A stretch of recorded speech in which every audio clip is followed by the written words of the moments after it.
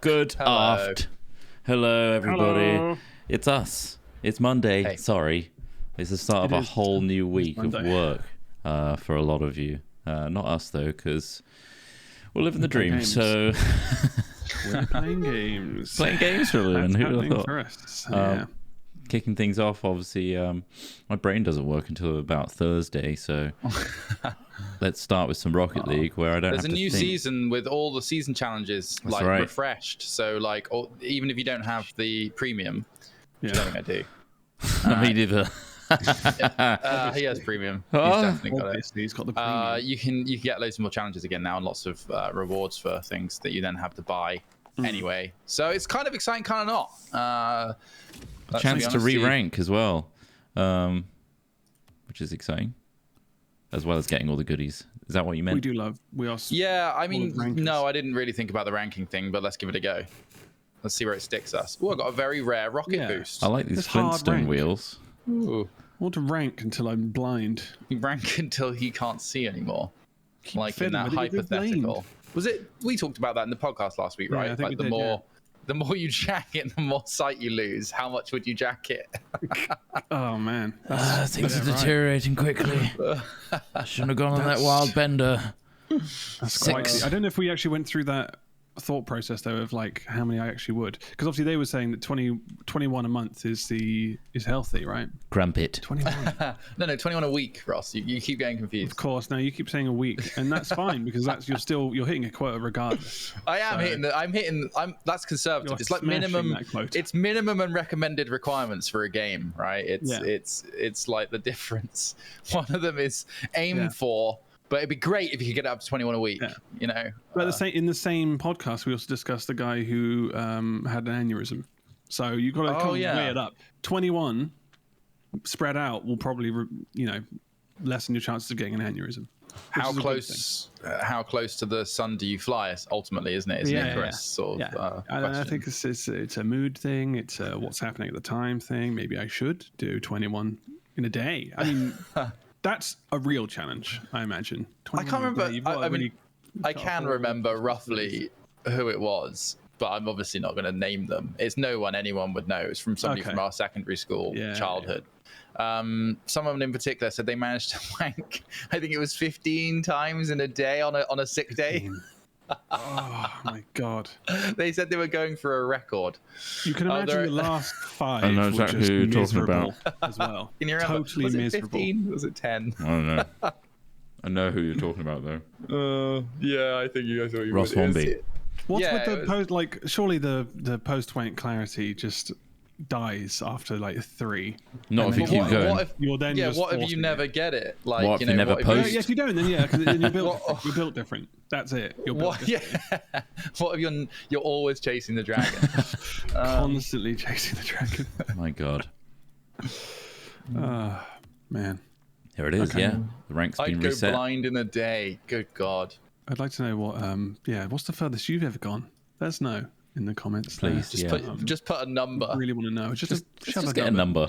Just a number. Yeah. If you need to be anonymous, You can't. there's no way to do that. I don't think you can be. We'll find a username. It's going to say the number. 6, and then we'll 5, know. 6, 69, 10, 17, 6 in a 17, day. God. 4. It's modest. Maybe back a long time ago, 6 might have been achievable. Red raw Gatling But wank. you're getting into some sweaty territory. Some What's that sound? God, that's some sad times to remember back. 6, but more than 10. 6 seems like an achievable number, doesn't it? 6 is. I think 6 is hard achievable. going. It's if you achievable. take in the fact that it's 24 hours, 6 is definitely achievable. More than 10. That's the day. That's a messed up day. That's fucked up. Yeah. And it's just the pepperami. It's squo pepperami. Right. Start a party here. So I have. Okay, send me an invite. I have. I've sent a few. Is it not coming through? Oh, I have. Yeah, I've got it. Embarrassing. No. Oh, I declined it accidentally. That's my bad. There we go. I'm in. I think. Lovely. That's a good point. GGSCV321. Nice username. I can't judge. Anything past 1 or 2, and you just get diminishing returns. Exactly. You're shooting air at that point. But you're not really going for that. You're going for a record here. It's a PB. You're not going for having fun. Pumping for the PB. No, it's not fun. Going for if anything, it's extremely humiliating. Imagine somebody walking in you like through the 10 to 16 region. You're like, it's wow, like you hit the wall, right? Yeah. At that point, it's like a marathon. It's a wall. Oh, yeah. Oh, don't come in here. No, no. You stand up and your legs are just like jelly, like a marathon runner in the last mile. You know, like two guys come in and hook you up under the arms and carry you over the line. Come on, buddy. We'll help you. Come on, you. Dutch rudder. Come on, mate. We can't. Yeah, we won't touch you it. can't help them directly. We won't mess with the system because obviously that wouldn't be fair. Breaks the rules. That's not a PB if that's the situation. If someone's helping you, that's definitely not in the rules. See that shit? This is I'm surprised you managed to get to that. I know, me too. We're what's it called? What? Qualifying. Oh, we're qualifying. So oh crap, I've missed just it. enjoy your 10. Honestly, I thought this was an unranked. Oh, just enjoy it. Yeah. Yeah, because I don't mind where we end up really. Yeah. Oh. Nice one. If it's a shit rank, then you got something to build. We've got some fun games to play. We'll build up higher, build back better. There you go. I knocked it into the middle for them to just tap it in. I jumped over it. This is really good. All round. Didn't make any contact. A lot of mistakes. It looked really good though. Oh, it did look fun. Did it look good? I want to say yes, but yeah. Ross is coming back on the ball there. But I thought I'd score an own goal because I mean, if we get like lower than bronze, think of the ladder we'll climb. That's true. It's gonna be amazing. Bronze is wood, right? Is that wood? It's wood. That'd be great. Oh, you see that guy do a backflip in the air for no reason? And He's another. flipping around. That's brilliant. They're doing the same. Everyone's trying to. These are the kind of guys I want to play against. They're saving it. Why? They've got the same strategy as us. They want to stay as shit as Is there a film like this where both teams are competing to be as bad as possible or something? Oh, well, there is, isn't there? I swear to God, and it's like that's what's funny is they're both trying to be worse. It might be a TV show instead. I think so, yeah. Where like nobody actually wanted the prize, or there's no honor in winning or some shit. I can't remember what it was now. I think I've seen a similar one though. Yeah. God, is it like How I Met Your Mother or something? No, fuck, no. No, I haven't watched that. No, I don't know. The Biggest Loser. Is that the one with Craig in it? South Park baseball episode. That's it. That's the one I'm thinking. Oh, is that the one? Yeah. It's the South Park base. Yeah. Because they hate baseball so much, and they're all trying to lose because they don't want to play in the summer. Nobody wants to keep playing. Yeah. And then is it Randy starts getting drunk and fighting people at the Pee Wee baseball games? Yeah. Man, that's a great episode. Because he's like properly supporting them. He's just like, come on, yeah. He takes his shirt off and goes, well, let's go, brah. Oh man. Do you see South Park have got like a signed for a movie? Yeah. Isn't there like how many 4 series? movies? Isn't it 4 or 5? Oh no, wait, you're right. It was like 4 or 5 more seasons. Amount of money. Yeah. And I think it was 2 films. I don't think it was 1 film. I think it was multiple films. But yeah, I did see that, which is pretty cool. I would love considering they haven't made a film in a long time. Yeah. Like, also, I just don't really think I care about South Park films that much. Like. They're fine, yeah. Yeah. I don't know, yeah. Like you said, this feels like a when was the multi-part episode. When was the main film they did? Not Team America. That was ages ago. That was years ago, right? Like early 2000s. Early 2000s, yeah. 2004. That was a great film, actually. Maybe earlier. I mean, they're good films. It's just like I also love the series. Like I don't really feel like I need a film. Like I'm just like, I'd take just more.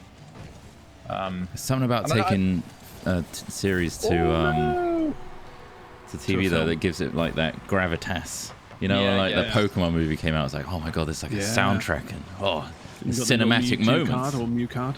This I might be about to absolutely blow your minds, guys, but I've never seen the Simpsons movie. Yeah, it's alright. Again, it's just like an episode, but they've added shading. It's just crazy watching something you watch. They just put a bit more budget into the shading. Oh no. And obviously better, like more cameos and shit. I'm just watching it in the cinema as well. It's a weird experience. Yeah. I think I did watch it in the cinema actually. Yeah. Yeah, same. Saying that, but I watched it in Plymouth, and everyone clapped at the end. It was weird. What? Clapped at the end? Yeah. That's such an American thing to do. I know. I don't think I've been in a theatre where people clapped at the end. And I have. When we watched WoW, the WoW film, because obviously that was actually like that's where all the actors are. There, yeah, we were like, good job. That was pretty fucking terrible. Shit, mate. What was the CGI like then? Fucking hell. I'm clapping for Wetter here. I'm clapping for Wetter. Yeah. Ooh, holy shit. Oh my God, is that Superman? Apart from the magic effects, this whole film was pretty bad. What a wasted opportunity that film was. Fucking hell. Yeah. It felt like they'd made it in the early 2000s. Yeah, it was 5 years too late. I think the CGI was actually quite impressive. It was really impressive. Yeah, it was. About this, but the story and shit, right? The film was just shit. Yeah, absolutely. Yeah. The effects were good. The costume was good. Like the way they made orcs look really good. The cast was good, but the film wasn't very good. I didn't think. I feel like when Duncan Jones had to prove on Twitter or something that the sets were real and weren't CG, it just kind of goes to show that the sets were kind of very fake looking. Yeah. Does that make sense? Yeah. It felt like a TV show budget for the human bits and then a movie for the orc bits. Right. Yeah, that's really true. That is really true. I got that feeling as well. Like also, they felt like two different movies sometimes. Yeah, and they went for the WoW aesthetic and didn't get it. I think is half the problem as well. Like they made all the armors and weapons the landscapes slightly bigger and environments like Orgrimmar and stuff were like early. They look good. They looked incredible. But the armor and like the way the weapon style, too squeaky clean and stuff. It didn't succeed in like making a real world version of that. It just looked like cosplay. Yeah, exactly. Unfortunately, like I wish they'd had succeeded. I appreciate them going for it. It didn't. People clapped at the end of the Lord of the Rings that I watched. Oh yes, I've really been fucking holding back. Oh baby, yeah, nice. There it is. It was the same one that had the dog in when I watched it down in Lyme Regis Cinema, and they let dogs in. Oh, really? And halfway through the film, a dog started barking. Oh, really? Of course. I was like, some loud noises. Yeah. Like some dogs don't like that. No. That'd be annoying for. You're telling me a dog wouldn't enjoy it in a cinema? I mean, I've certainly never thought of taking a dog to a cinema. No. Sit down for 2.5 hours and listen to this very loud noise. Oh, please. I don't think Murphy would mind, but. No, he doesn't. Why do you blast him? Is he like blast it? Yeah, all the time. No. When I used to live near the train station, like that's the sound of the trains screeching constantly. He just didn't give a shit. So like that's trained him into just being like aloof about like any loud noises. Yeah. I wonder if they can like defend, like help, because obviously he's got big floppy ears. Yeah. I wonder if that helps like insulate his ears against like loud noises when he wants to. So if he wants to really listen, does he ping his ears up? A little bit, yeah, but like not like normally, like he's very nose driven, so he's all about smelling and everything. So he's like that. But if a dog like really aggressively barks in his face, he doesn't even fucking flinch. He just doesn't give a shit. If anything excites him, his tail starts wagging harder. He's like, oh yeah, that's pretty cool. Yeah, bark harder. And there's like there was this like is it a shoo dog, which looks kind of like very fluffy, very kind of cutesy dog. Oh fuck. Was it? How big was it? It was quite a big dog. And the bark on that dog was surprising. It was like really like aggressive, and it was barking right in his fucking face. And he was just like looking at like, "What's up, bro? What's up?" Are you okay there? Bothered. Okay there, dude. I was like, "Fuck, fair enough." He's not barking back. He's not even like he's just excited. I guess he understands what that bark means. He just doesn't give a shit. But even if it's a really aggressive dog, if anything, it just excites him. I think he just wants to play. Wait, what? Why do we have ranks? Oh, have they wiped it? It said like unranked. Oh no, Trott, you've lied to us. It said it on the. No, I don't know. Updating ping to regions. Yeah, unranked. 3v3. Weird. Okay. Well, 0 out of 10 wins. Also, Wait, they what? have the exact same ranks as us. It's a bug apparently.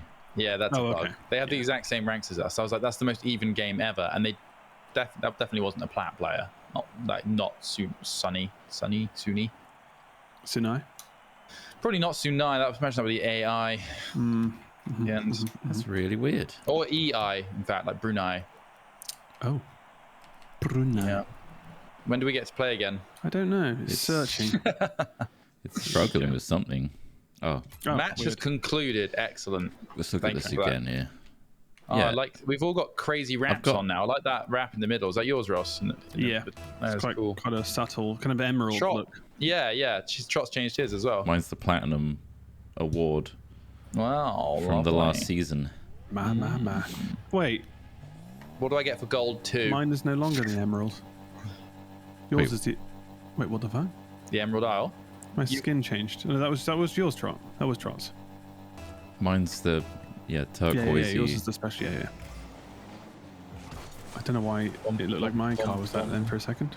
So we're being matchmaker against people of ranks from our previous season. That's fucking weird. No, are you sure? Are you sure it's not just a bug that it's showing that? Maybe, but because being ranked against people if our previous season is just like continuing the same season, isn't it? Really? I know our MMR still holds up, so I'm sure we're being ranked about against that. Big boy. Big hit. All right, they're playing harder, these guys.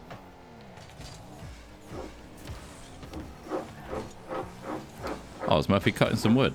He's fucking just scratching the carpet. He's scratching I'd like to see what your carpet's like. Well, it's fine. It's Is it? Is it taking it? It seems to be alright. Like, is it his claws? Hey. Does he need his claws clipped? No. If anything, they because he's a streetwalker. Yeah. They kind of grind down quite. Yeah. They're not too bad, basically.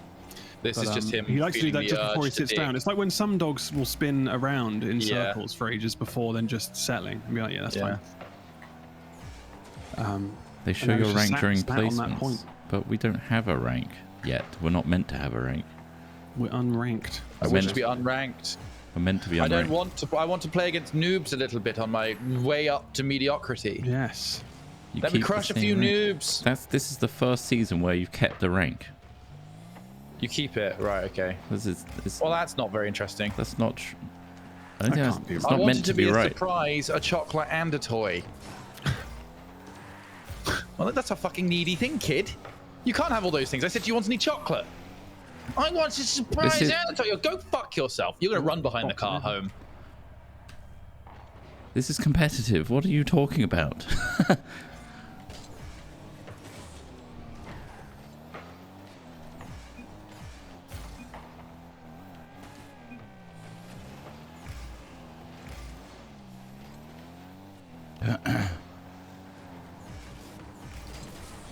They're retaining the rank from last season, I believe, just in secret, because it's based on your MMR. It's a soft reset, yeah, because the MMR. Oh, almost got it.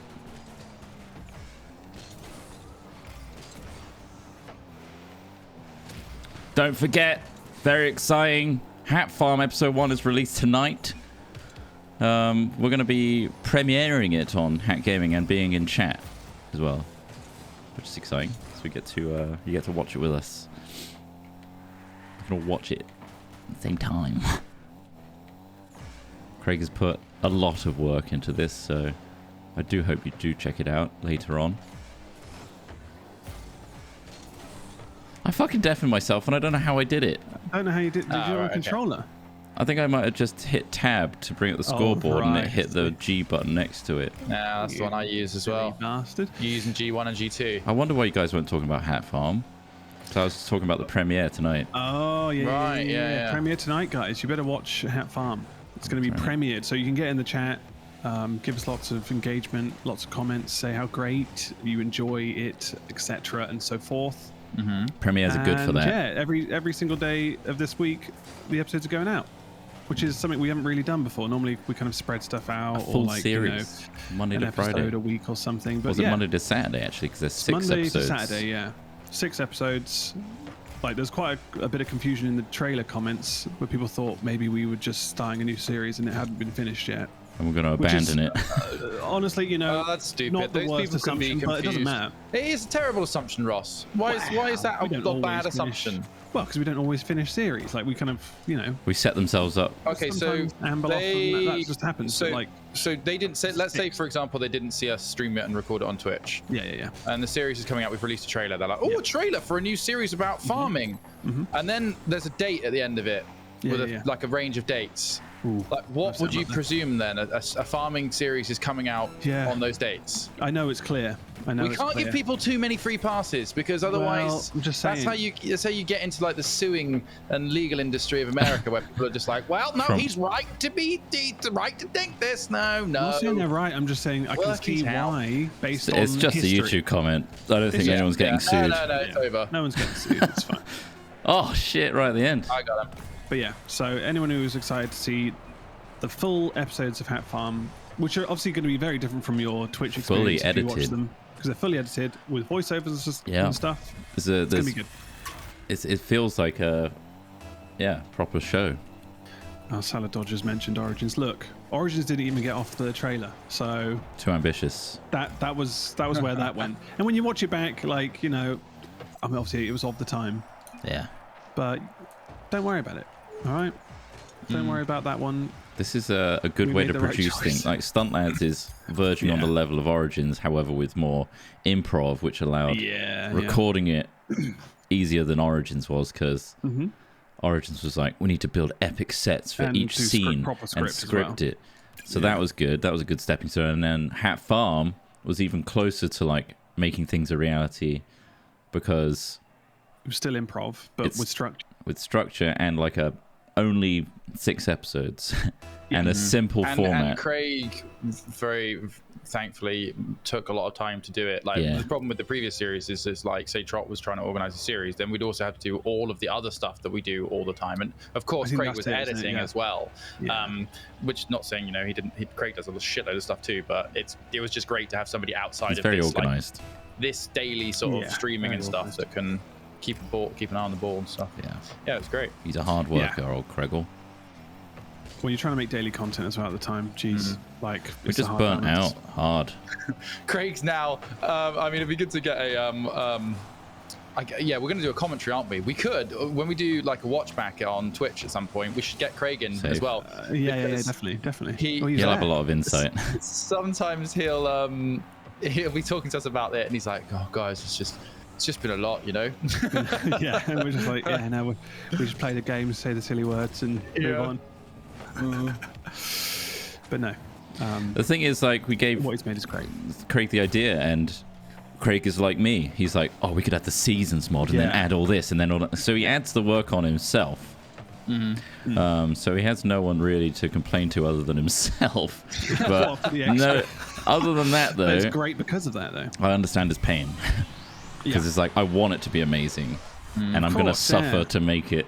So you want to push the boundaries. You want to see what's available, what mods you can use, how Rockstar Editor works, etc. in that scenario. All right, I'm going to focus in now. I think I'd like to win this one. Let's do it. That's bloody. That's weird. Let's just sink for this a winner. One. Just tapped it. Got. Nice. I'll follow up on right. Oh, it's going in. It's going in. That's good. Fantastic. Basically replied with the same cheeky shot they got. Although, to be fair, it was better positioned. I watched a really interesting. I mean, I guess you guys probably saw the behind-the-scenes stuff of Lord of the Rings back when they released it on DVD, right? But oh yeah, I've seen the whole thing. I saw a thing the other day which I don't think I saw in the special editions, where like they were showing, and they probably did, but they were showing how they had like these big man suits to show the scale. So like in the pubs, these guys had these like huge prosthetic like arms on, and like it was just looking at it and knowing that it looks so fucking funny. Like of these just huge like costume men to make the hobbits look small, look big next to like Elijah Wood and stuff. Yeah, just like muddying the frame right and just being in the foreground or background. Yeah, but also all the miniatures and how detailed they were. Yeah, so it made it so good. I think that was the best era for hybrid, like CG practical. Although it's kind of going back now, I think. People are dialing back the old CG fest a little bit. Yeah, and reintroducing props. It's because computer components are becoming more expensive than human labor. It could be a part of that, yeah. Ooh. like all of our rare earth and shit is running out, so, or like, you know, supply lines are disrupted, so we're not having hard drives and graphics cards and all the things required for digital media production. I'm guessing eventually it's going to become cheaper just to hire a guy to spend, or a team of people to spend weeks on a little diorama instead. Though not right now, because papier-mâché, right? Well, yeah, sure. Hopefully not lumber, because that's an all-time high. Lumber. I know that because of the decking that I'm trying to get. Oh, yeah. Lumber's like twice as expensive right now. Twice as expensive as it was last year, yeah. Brilliant, yeah. That and my sucks. decking's about to fall apart, so I need to actually get it. Otherwise, it's a real safety hazard. If we do a production which involved miniatures, what do you think the miniature should be? Like, what setting do you think you want to put us in? Dragons. Ooh. Dragons. Well, that's what, you want really miniature dragons, or you complicated. want a miniature like kind of caves where dragons would live? Because obviously, See, bear in sci-fi mind that ships the and stuff CGI are element- easier Oh shit! because they're like want a a static world- object. Yeah. Where people can transform into dragons. We're getting fucking wrecked. Okay. Yeah. Because it'd be cool to build. That's it'd be the fun to build most them. complicated Obviously, it'd take a thing long time. ever, Smith. Dragons, yeah. Or a I don't transformation. know how to CGIing dragons in the first I can place see is us a doing nightmare. Star Wars in a very rudimentary fashion, because you can get like an object that doesn't actually physically change form and move it back and forth. Just make 10 versions of like the transition between the man and dragon. But we and need then to we like just use a study horrible organic blur. bodies and like They did it on points the of Animorph articulation. Let's do an Animorph style, on the Animorph books, sort of front cover style one. Where Yeah, like but it's that's just still images. we use that and then we blur it like Blur it. Okay. Like, Just blur it. You know, like what was it? There was a Puff the Magic Dragon. There was like an episode or a show about it, I think, and they used that, and they used like bits of cotton wool to show steam on the top of things. You know, that really horrible old style of Stop motion style, yeah. of stop motion. Yeah. Oh god. That with morphing. Stop motion is fun when you finally get the final product, but holy shit, is it an It's exhausting fucking kind of tedious. mind game as well? Because you're also constantly just going, should it be this far away? The for a fucking frame? Should it be onion this skinning far? you have to How- do. Yeah. Jesus. Oh my god. I hate it. And also like But it gauging was so fun to do though. just For small motion. projects. It's like this leg needs to move faster than This this is a arm. film. So I had a film in mind, feature length. feature length, right? Feature length. What would I Yeah. call it? Dragon Men. Dragomorph. Dragomorph. Dragon Morph. Maybe they could also be drag queens. I don't know. Like, then they turn into dragons, and they shout Sweet. "Drag on!" Drag on. and then they transform from a drag queen into a dragon. Right. It'd be probably confusing to mix those two concepts, but I'm all about. You're doing it for confusing the my pun, audience. ultimately. Yeah. it really You're is making lot a of work for the feature-length pun. film for a pun. Yeah. I like to throw a lot of shit out there and let the audience work it out. The audience will make it. Yeah. They're our executive producer. Nope. That is the role of an executive producer, right? They just say shit, and then the film crew go, maybe we can do that. Here's some Do they money. also do they fund it? Here's as some well money. Make sure sometimes? you put in my brands in here. Yeah. Who is this film for? Sorry, I'm not making films for anyone in particular. I'm making a film, and if you want to watch it, it's there. What an All right? auteur. That's a real auteur way of thinking. It's like, Yeah. I make this film with my vision for me, Yeah. not for an audience. It's just so I can enjoy it. It's not going to be suitable for children, I can tell you that. That's the sign of something special, that is. Is it? Where they're making it just for them. Yeah. Isn't that also the sign of like countless art films that are fucking terrible? Oh. I really do hate the fucking bootlicking that goes on in the Hollywood industry. It's like, we try not to disrupt the vision of Chris Nolan as much as possible. It's like, I'm just a vessel that Chris Nolan can use my body to just make sure it retains his vision. It's all about him, really. It's very much bootlicking. I think it's more of a case of, once you've proven yourself, you're basically given a golden ticket of just like, well, now just make loads. Like look at M. Night Shyamalan and all the fucking shitty films he's made since like Sixth Sense and Signs or whatever. Like, It's like My anything. God. It's like to say that this is entirely the unbridled, authentic, raw, out of the brain of the director's vision is so egotistical because And it requires hundreds of people to make that a reality. that's it. When you go on set, you realize like the amount of work going on, elsewhere, and all the extra shots being done, like where the director's not even present and stuff. It's just like, it's not all about them. But I'm sure, I guess the final cut is their vision and whatever. Or in some cases, it's not in the big studios. They're like, oh, well, it's also not like their vision is one thing and idea is one thing, but like it's not as though you're just riding off of the pure unrefined vision of a director the entire time. You've got production schedules, you've got people like writing up sections of story and formatting into a way that's actually filmable. Like the idea that it's like, oh, it's just their vision, it's like, wow, if they left, the ship would fall apart. It's like, it's really not the case. Yeah, and it's like, did they go in and mix the Dulux paint to choose what color the cupboards were in the background of that shot? I don't think they did. I think they left a lot of those decisions up to the professionals of that department. It's really not just their vision, and to say so is it's idol worship, Trott, isn't it? It's idolatry. It's marketing as well. It's a great sin. Because they tie names to celebrity status. Like, it's a Nolan film, oh my god. And the more you can attach to him doing this process, the more it's sellable, right? Especially when he starts making shit films. Yeah, I don't feel like the DOPs get enough credit. I'm using Nolan because he's like the classic auteur. Kind of, Sorry, Rusty, go on. In the Hollywood kind of scene, I guess they do get a lot of credit, but like for the most part, no one really knows who actually filmed it. When half the time, some of these amazing shots and stuff are because of the DOP.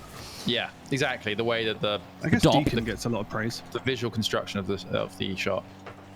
Well, you also get like, is it colorists as well? People like that who are like really praised for creating like the feel of the film. Is a pain in the arse. Most of the time, you get a raw, you get a raw piece of footage that you have to grade. Yeah, it's like DOP be damned. you can change the entire color palette of the movie. Yeah. In the edit. Sure, you need lighting. That is an art in itself. Like, it really is. Yeah, and it's like, if you ever tried to do matching a couple of different shots from different times of day, it's a nightmare to get it right. Because once you change one curve, all the other ones have to match them. And it's a slog, and you've got to get it right. It's fun to do when you get it right. I really like that element of it, like the way the colors and light looks within something is so cool. It's just the unnecessary devotion to like, I want to evoke this mood, so I'm going to add orange in the background. Yeah, you see the orange is just there, nowhere else. There was a film, when we were talking about like arty films earlier, there was a film that came to mind, which was, it had not Jake Gyllenhaal, the other guy in it. Shrek. Were you thinking of the guy from Drive? Yes, I am thinking of the guy from Drive. Reynolds. Which film is it? It's not Ryan Reynolds. It's Ryan. The guy from Drive. It is Ryan something. Ryan Gosling. Ryan Gosling. And it's a film where it's like he's like getting out for revenge or something like that. That was a weird film. That one. Really strange film. Did we watch it together, or did we have done? Did we watch it on my projector? I love Drive. Drive was great, yeah. Are you talking about like Cabin? No, it's not Cabin in the Woods. It's like something in the woods. Beyond the Pines. Beyond the Pines. Yeah, no, different film again. Story. That one is not the same. Not same as the one I think you're thinking. This one's like had a really cool opening one shot. That's it. Only God Forgives. Oh yeah. Really, like it was interesting, like visuals, but like story-wise, I was just like, what the fuck is going on? It was batshit insane. It was just like they're doing a Ghost in the Shell. I feel where it's just. Visuals and symbolism first. Story comes after. It looked incredible. So fucking long. And you're like, God, just move on already. Change shot. Whereas Blade Runner 2049 did slow extremely well, I feel. Oh yeah. Like the pacing of that movie felt like, wow, this is. I'm soaking all this in. That's awesome. David Villeneuve. He's doing Dune. Who did Arrival, and Dune from the trailer looks incredible. Yeah, I'm trying to hold off. I'm excited to see that. I want to watch it in cinema. Dune. Dune. Yeah, I really want to see that in cinema. I've not seen the original. I know you said you watched it not too long ago. Oh, it's fucking awful. So maybe I should. Maybe I won't watch that. Oh, don't. It's like. I love Dune. I love the world. It's really cool. I've like watched the film, played a game about it, read one of the books, but like. It's a great world. It's really cool. It's kind of like a different.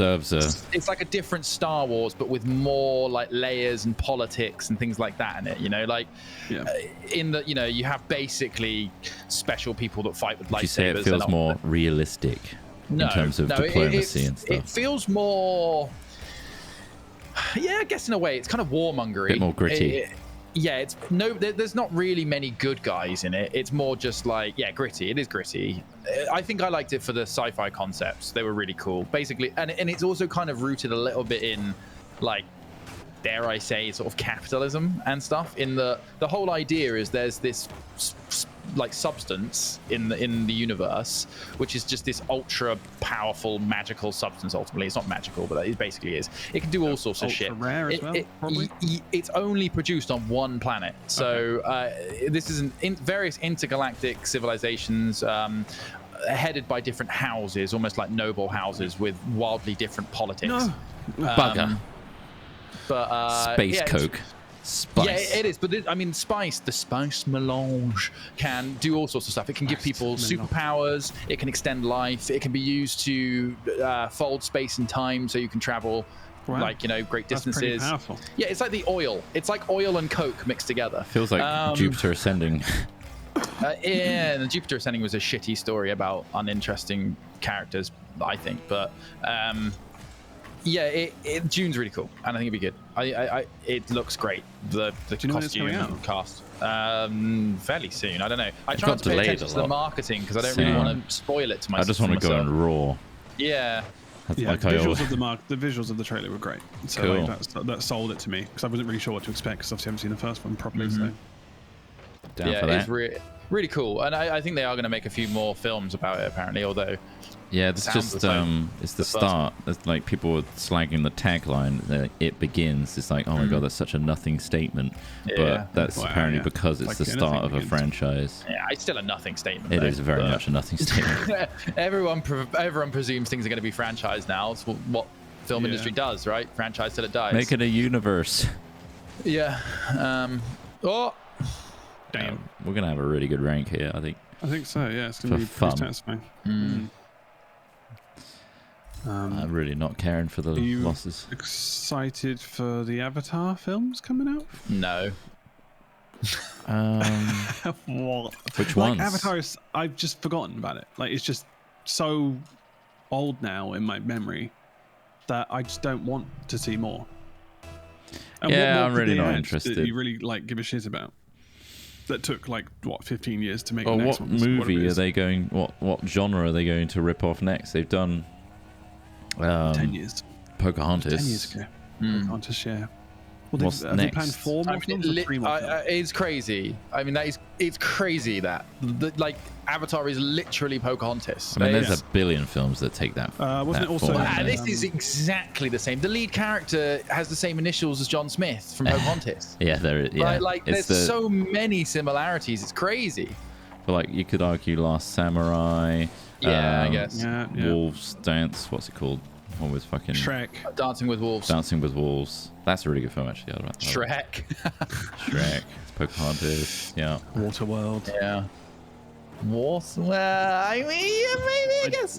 Do you think I was just saying. You know what? So the whole Avatar thing. I think originally everyone was like, "This is an amazing project," because he probably went and did everything themselves, right? They probably used no shortcuts. They probably used all their own production techniques and all this sort of stuff. And they're like, "Wow, this is a massive undertaking. You guys are really doing everything like you can."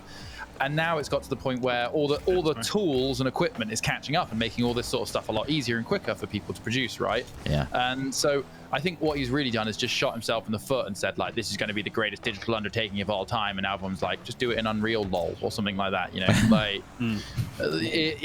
I feel like that's probably where they're getting to. Where they're like, how are we really going to live up to the hype way too Hollywood for the first film? Yeah. Fuck. I didn't jump quick enough. Oh, what a save. Nice.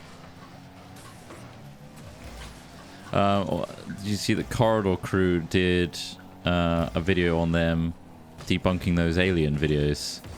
Oh, did they? Really? They utilized their knowledge of VFX. It was all about aperture and bokeh and stuff. Whoops. And even the Tic Tacs they've debunked. Oh shit! Really? Yeah. So what they're saying is all staged and someone's made it? Or no. It's just more like optical illusion. That looks weird, but is explained by phenomena, essentially. I will give it a watch. It's super interesting. I don't know. Well, yeah, that's a good point, because was it only seen through like a camera? Well, evidence. Was it actually seen with their own eyes? Were they like, oh, I can see that happening, and it's on camera, or were they like, I can see on my camera that it's happening? Well, with the jets, for example, they were flying overhead, seeing a Tic Tac flying over water, right? That you couldn't look over the canopy of your. No, it's through the camera. It's all through technology. Okay. Well, it's not. No, I mean it's not. I mean, of course, the majority of evidence that we see is obviously filmed and recorded because that's one of the main ways to show people evidence. But like, I wouldn't say that the entirety of it is simply caused by lens distortions, because I mean that's not the whole thing. Okay, right, that's one of that's one of the explanations. The other one is it's a good question there, Ross. That is good point. So I don't know how they, like, when we see the footage, we're like, oh, is that what they were looking at as well? Or were they looking out a window and going, I can see it and it's on camera? Yeah. Oh, is that going in?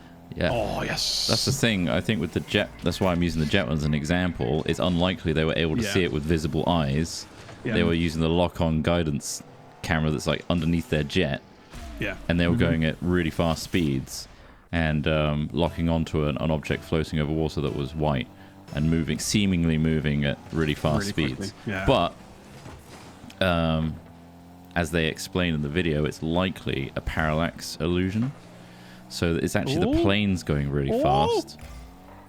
Oh, no, yes! Yeah. There we go. It's like if the plane was going really fast over the object, and it was going slowly in the opposite direction, but it makes it look like it's going really quickly. And it could have just pilots recorded saying whilst they're boxing this target in one of the optics where they're literally using their targeting camera to try and track this object, right? They are aware that they would have known about parallaxing of things through optics. They're trained to identify these things because they're trained to identify targets. Because if they start firing off of their missiles and guns at parallax illusions, which they think might be an enemy like aircraft, then they're obviously not doing their job. Is all I would say there. They're excited about if it tracked something. Yes, it tracked. Yeah, it has tracked a visual. It picked up. So what could that be? That's not to mention. During the 2014 Nimitz sighting where we get some of this footage has come from, they had the US's best radar tracking ship in their entire navy with them that tracked these targets on radar. So this isn't a visual thing. This was also something they could detect using radar. It is what I would say. I mean, I know you're not like... It's so bad. Watch the video, yeah. I mean, it's entirely plausible that you're right. But also, I think people can... Oh! So I think it's the specific ones that were brought up in the video. Like, that kind of makes sense. Yeah. And it's more likely to be a anomaly like that than actual aliens. Yeah. It's just a really fast dolphin that morphed itself into a shape that made it really fast. Yeah, exactly. I think it's much more likely to be a misidentified physical object than it is. That's what they say in the video. Entirely optical illusions. No. The optical illusion is it seemingly looked faster than it was when it could have just been a bird floating above the surface of the water, and they were going at jet speeds with a guidance camera that was locked onto it and stabilized, and gave it the illusion that it was going really quickly, but the jet was going in the opposite direction faster than it. Okay.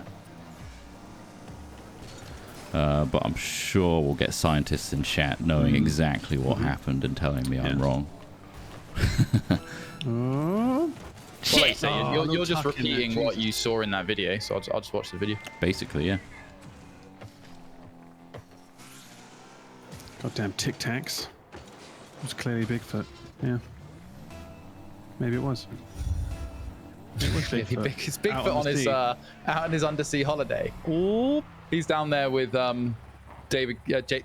James Cameron. Go and knock it into the middle, Ross. Oh, you went. Could have just gone for a traditional knock-in. We've only got 20 seconds left. I know. Just a traditional knock into the corner. But it was up in air, and I felt like I could grab it. Did you grab it? No, I didn't. Did you manage to get it? I nosed it. That's all that matters. I touched it. It wasn't all for naught. Just one more for good luck. Oh, get it out of there. What do you mean one for good? Were you? I was gonna top it in. Yeah, I was gonna own goal it. Sick. You got 3 goals that game, Ross. I know. I really pretty good going. hammered them in somehow. I don't know what I'm doing. Why am I going up ranks? Yeah, I went up a rank then as well. I don't fucking understand. Mine says Rocket League, and it's doing a thing, but I'm also Division 2 now. It's totally bugged out. Completely. Weird. So fucking weird. So quick and simple. Simon Powell Illustration says he saw Birdman after seeing it had a high IMDb rating and thought it was such an awful film. Oh, I loved it. Like, I enjoyed it, but I don't feel like I want to watch it again. Do you know what I mean? The one with like Nicolas Cage. Yeah. Michael Keaton. Michael Keaton and Emma Stone and stuff. I thought it was all right, but I can see why people didn't like it. As in, like, it's all one shot, basically. Well, it's staged to be all one shot, right? And I find that quite I don't really like kind of claustrophobic films. The same reason I don't like bottle episodes on TV series, because I just find them so. I just want to go somewhere. Yeah. I'm exactly the same. Sometimes I find it so closed in that it's just like, oh man, I don't enjoy that. But there's so much really explored though in that small confines. Yeah, like I remember wacky. Breaking Bad did it well.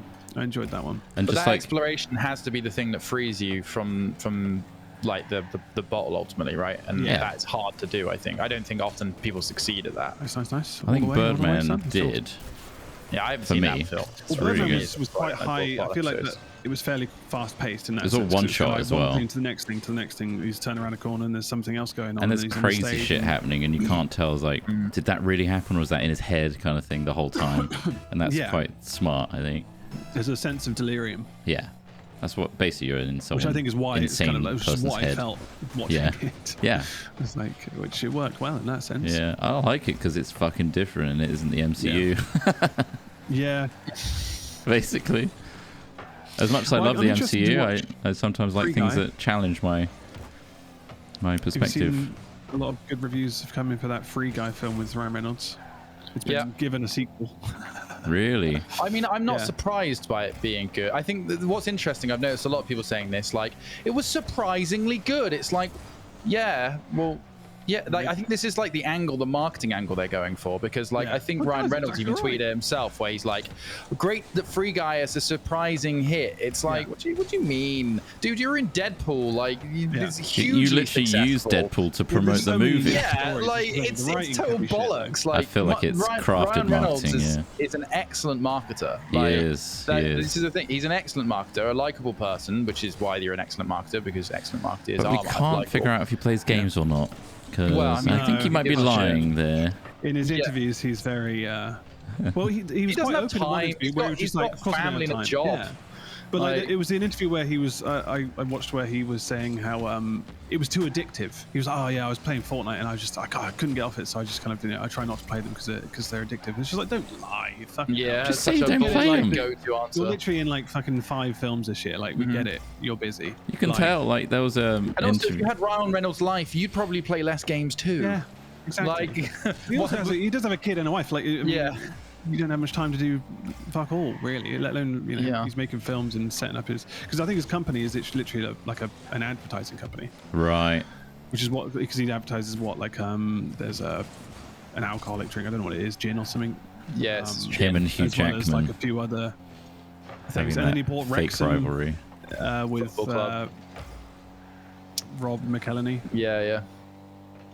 Where they're constantly saying how much they support it. I don't know what is going on there, but like, I really don't get the vibe they actually are football rich dudes that fancy buying a football team. It's like fantasy football on steroids. Yeah. So we got all this money and we want to have fun. What do we do with this? True. Yeah. That's basically we're not a faceless oligarch, so we can actually use our likability to market our team to even greater success. Basically, and what's a really good way of making loads of money? Buying a sports team, as long as they're successful. I mean, it's all just the same shit by a different name, everybody. Like, see through it. Nice. It's not nefarious. It's just what it is. People market and sell things, sure. It's not necessarily evil, but you need to appreciate that just because you like Ryan Reynolds, him saying things are like a surprising hit, it's like, fuck off. They're influential. You knew it was going to sell well. It's a giant film. It's got a high budget. It's about gaming, which is the largest segment of entertainment over music and film. Stop being surprised.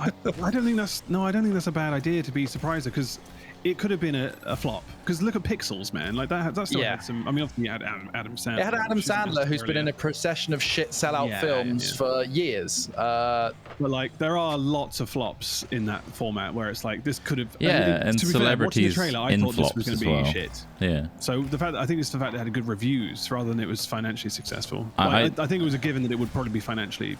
Anything that's like based on gaming as a genre, I instantly think is going to be awful. Because I think it's going to be awful, but I think people will go and watch it, though. That's all that really matters. How many people go and watch it? Yeah. Like, I thought Pixels was awful, but I was like, man, they probably made some money out of this. Like, But when he says he was surprised at the the ratings on Rotten Tomatoes. That's what he tweeted, right? Unless you're talking about a different one. I just saw one today that said he just said it's a surprise hit. Yeah. And then I saw him post the Rotten Tomatoes. I'm sure they did the numbers and they anticipated. did. The likelihood of him being in a bad film. I mean, that might also be because he's got better at telling directors and story writers. I don't think this will work. I think I can pull this off. He made Deadpool work, didn't he? Yeah. So, yeah. Or at least he was the spearhead of. But then he was also in Hitman's Bodyguard 2. Oh yeah, which was awful apparently. Yeah, I didn't. I've seen the first one. I think it was an airplane film kind of vibe. That's the kind of film I would expect from them, but then after Deadpool, I'm like, well, they can do it. They can be these irreverent, as almost every single thing that pops up on Netflix seems to be now. Anything that's a comedy on Netflix is also irreverent. I don't know if you've noticed that. Yeah. Oh god, yeah. It's like, you don't need to say that of course, a comedy is about making fun of life, right? And of course, it's irreverent, I suppose, but yeah. I'm also just a very jaded, bitter man. You need to factor that into my it doesn't opinions. show. I know. Well, I know. I keep it hidden behind this wonderfully bright and upbeat veil. Yeah, the iron veil. Yeah, the iron veil of happiness. It's a masterwork of performative creator. Thank you. I live my art. It's incredible. Yeah, I think the kind of free nature of content flow for Netflix and stuff has made everyone more like, I guess, attuned to what is shit and what isn't. More so.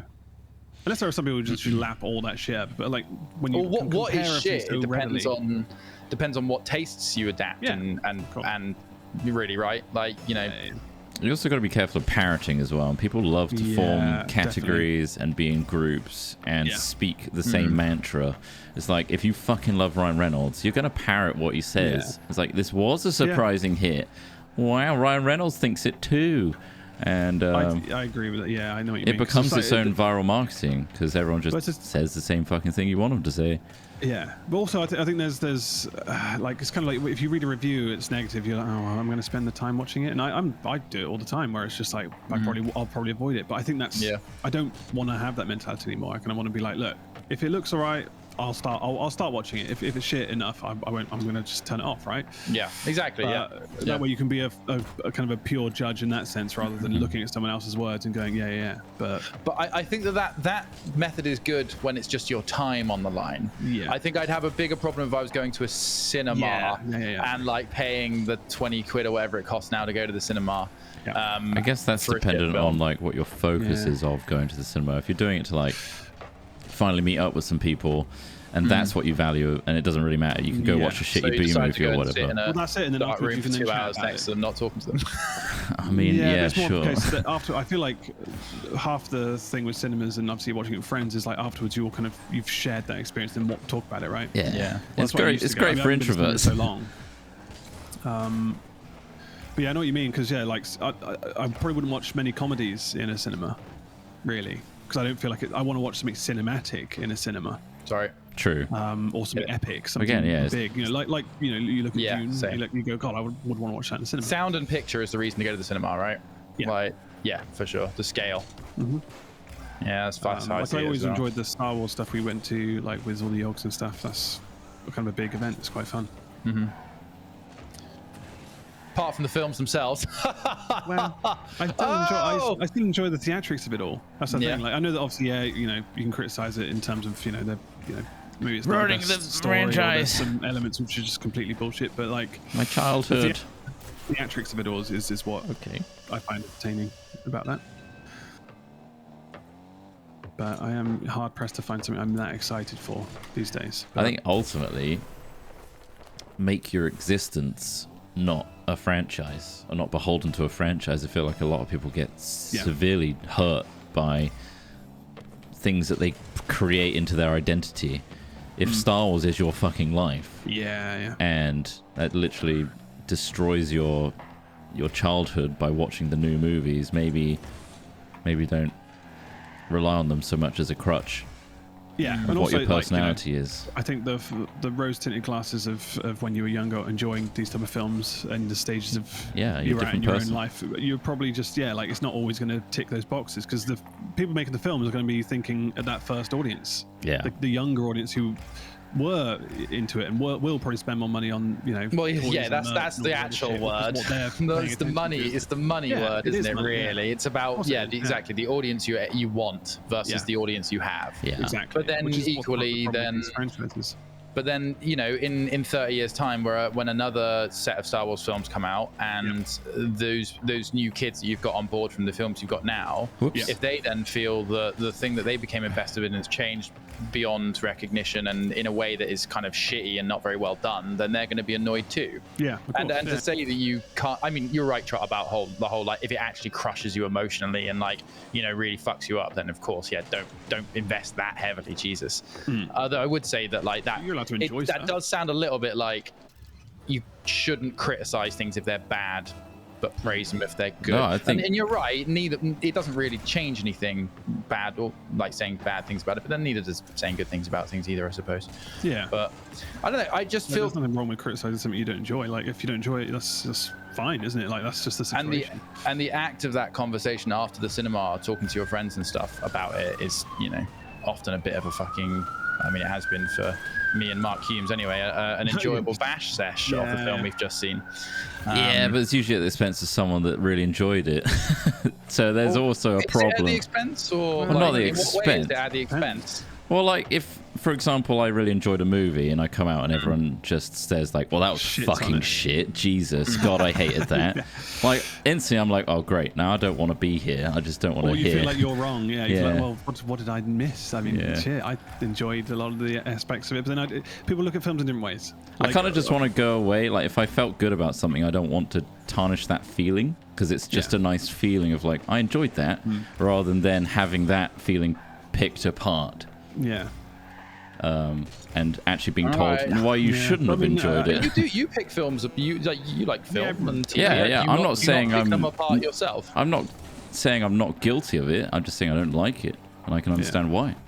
If someone genuinely enjoys the thing, I don't pay too much attention to the lore. But you can't have enjoyment without unenjoyment. You can't have light without dark. If you truly enjoy something, well, I can in that moment. But you're just saying you don't want anyone to say anything bad to you. You want to feel good all the time. And if a person in that moment enjoys a film, and then somebody creates something which is god awful, I think there's a time and place for feeling that person has. Sure. When is that time and place? If not after you've gone to see a film with your friends, like.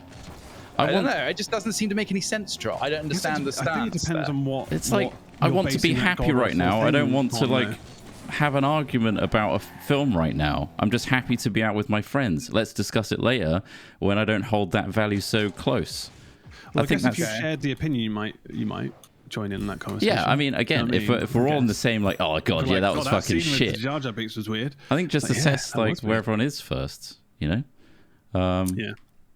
because trying to find the center of where everyone's at. I think especially when it comes to these type of franchises, some people get like proper hard into like but this shouldn't have happened because in the first episode they said this, and it's like, whereas someone else who isn't necessarily into that lore were like, well, I didn't get that part, I'm not that into it, so I didn't care, I didn't mind it for what it was.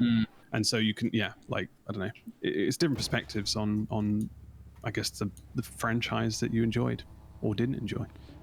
It's not like I'm shutting anyone down. It's not like stop saying bad stuff. I never stop anyone saying what they feel. I don't think I could stop Smith if I wanted to. So it's just more like, it's a shame because I was like enjoying something, and now it's a shame that my friends that I hold the opinions of very highly didn't, and that affects me. Yeah. So So stop. What do you mean? As like, I know, I don't know. I can't help that. Saying. It's just the way it is. Right. I'm just trying to work out a system or like a methodology here. Like that's what I'm more interested in. And it's not really a personal thing. It's more of just the like what. I think it's just. Yeah. So if you see a bad film, like how do you like, or what you feel is a bad film, I suppose is the way to put it. Like, I would ask first, like, what did you think of that film? What if they say they don't like it? I was like, okay, well, I enjoyed it, and then hopefully that person's like, fair enough. You didn't like. But yeah, again, like if I asked someone like, what do they think of it, and they were like, I really enjoyed that, I wouldn't then pick it apart in front of them. Right. Okay. So you wait until someone said, well, there's one bit which I wasn't sure on. You're like, I agree. That's basically it. Oh, fair enough, and then move on. But yeah, like why would I want to? Like, I'm not going to have a reasonable. I'm not going to get what I want out of them, unless I want to destroy what they enjoyed about that movie in front of them, which I don't get any pleasure from. I'll find someone else that I can have, the same ground and footing with, where we can discuss it when we feel the same way. That's ultimately it. Is all I'm saying. It's like match the mood. It's like if that person really enjoyed it, do I really want to spend this next time like shitting on it to them? Yeah. But then like that's not a situation I revel either. I don't necessarily feel like I go into a room going, right, let's find somebody here who loves something. I'm going to destroy their feeling on it. If anything, I'll be honest. I enjoy talking to somebody who agrees with me, just like you're describing, about something. And in this case, I enjoyed talking about how bad the new Star Wars films were with Mark Humes. Yeah. And so this is what I'm saying. What's the methodology here? Because I don't understand. It's basically you need to gauge. I'm not looking I understand for a the consideration. solution. I agree with the consideration thing. Yeah. You're right. Like if you find out a person likes something, there's no reason to just take it apart in front of them. But then equally, like it almost just puts a whole element of still enjoyable conversation, as in debate or back and forth about something. Like it. A huge amount of people do enjoy doing. They do enjoy mulling over things, going over things, deciding whether something's good or bad. Again, like it's really not something I will ever stop. I'm just saying, it's something we have to deal with. And there might be ways, sure, of coming up with systems or whatever. It's like everyone that didn't like it stand on the left. But I don't think that's ever going to happen in a natural, organic, social environment. I'm just airing my grievances, basically. Yeah, I gotta say sometimes like when it came to like Star Wars stuff, like some people can't wait to get out of that. I did scratch my head at the whole because I don't know what I've seen a lot of fucking shit films, like really shit films. When someone says this is a bad film, and then start like kind of trying to figure out what is bad about it. Saying bad is such a wide sweeping statement.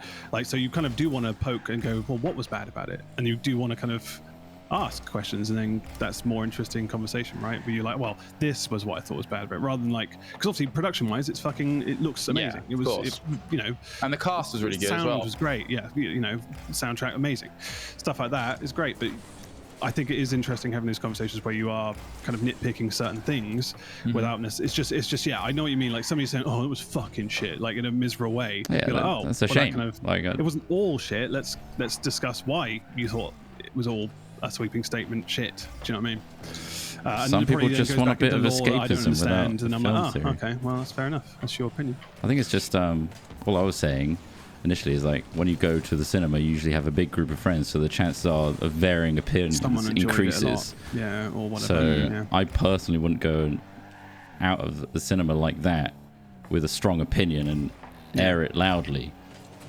until I've seen like how does everyone else feel first. It's strange actually. It's not just the social element of that, but like when you leave cinema and then you have your first opinions of a film, and then your opinion kind of changes when you start looking at reviews or kind of forums about it. You're like, there was that part which was a bit shit, but like it's interesting how people follow on from their original opinions and then kind of change them just because other people thought the same.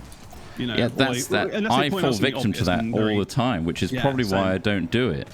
Like I'm heavily affected by and influenced by the feelings of others that I value, and so I kind of sometimes don't want to hear it because it's like, that's going to make me hate the film now. I don't want to hear it.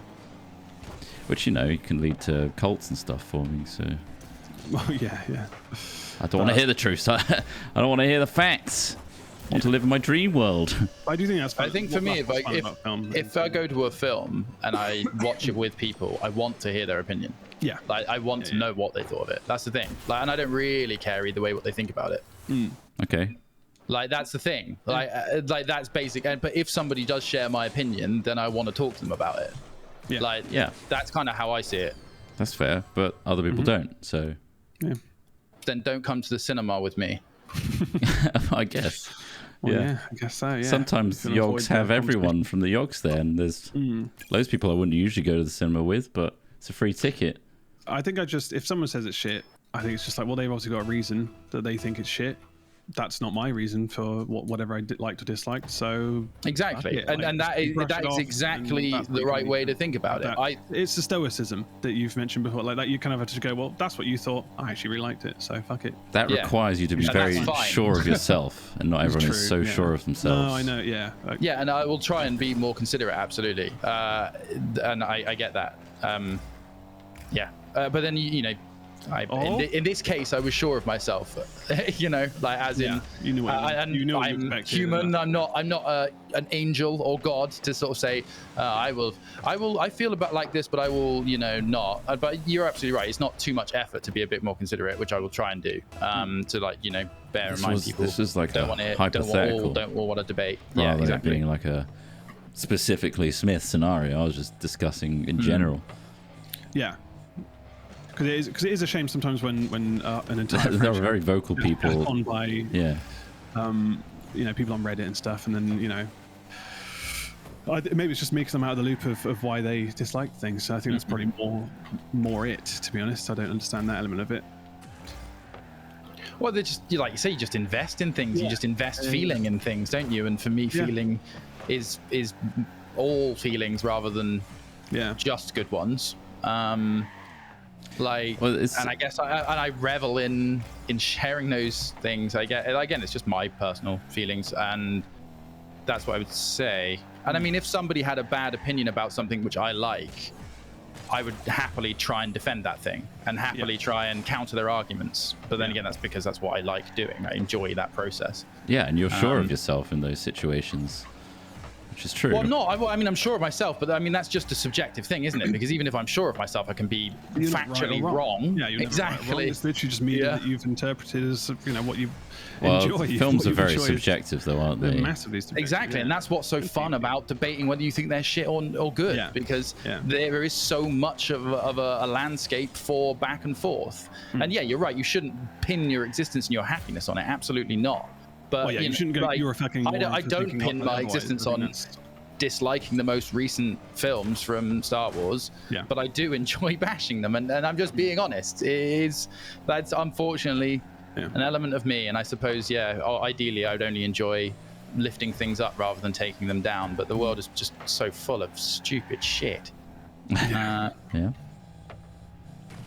yeah, probably could spend my time better than debating a Star Wars film, but at the time. Yeah.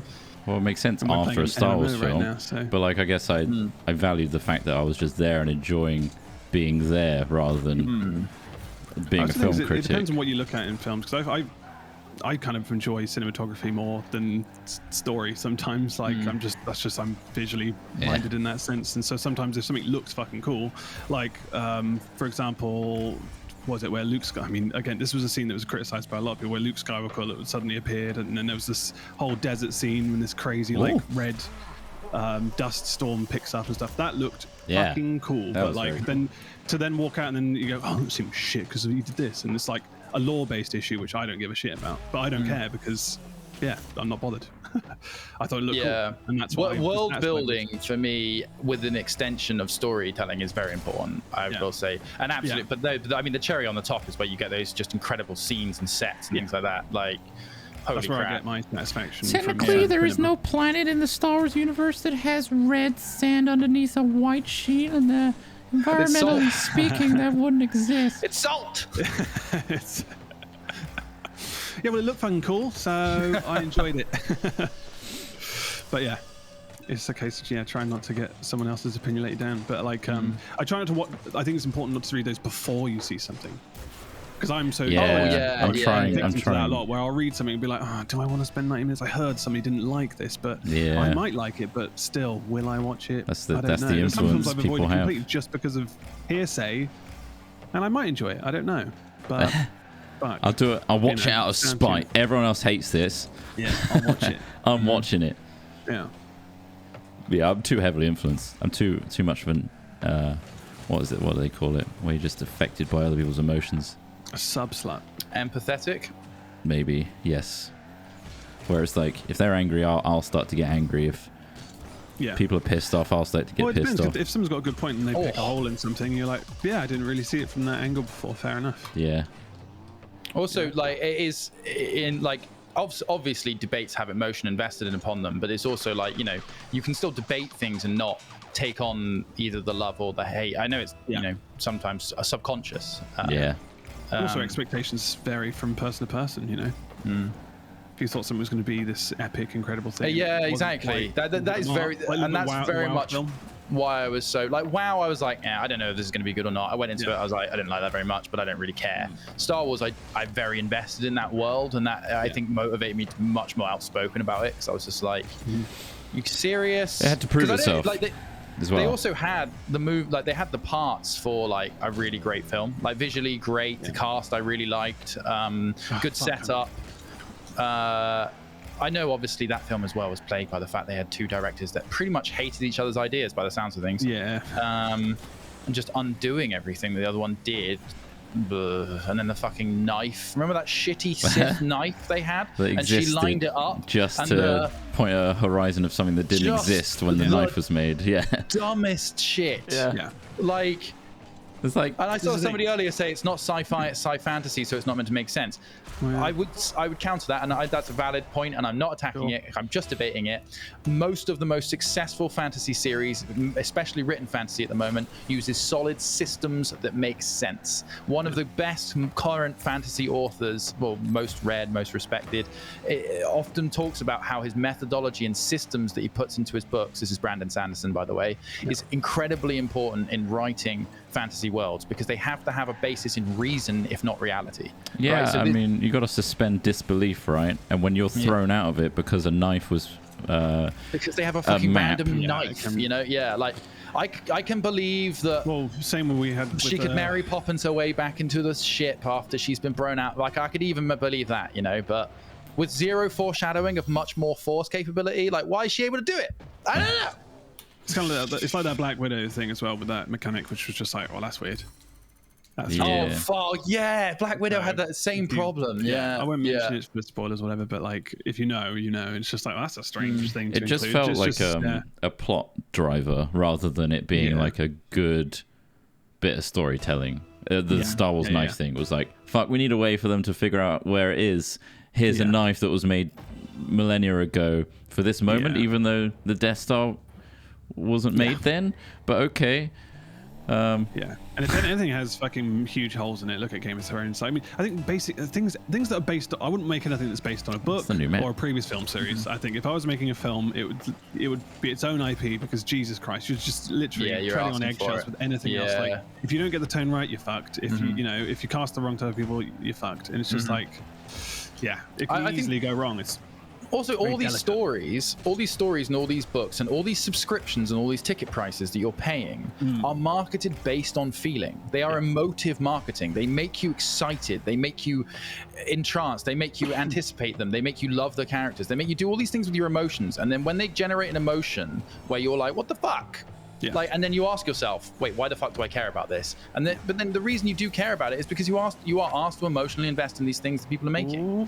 Yeah, when I think that's you're paying the price. George Lucas understood that, and that's why he put such heavy emphasis on merchandise, because that is keeping Star Wars valuable to you, because you're literally buying into it, and it's in your house all the time. You're not watching the movies all the time, but you certainly do have that Star Wars Chewbacca biscuit tin and stuff like that makes you like, oh, it's cute, and it makes you invest in it. Part of your home as well. You and know, your life. It becomes something you have in your home, and that's that difficult situation where it becomes your identity as well for some, where it becomes a bit too ingrained.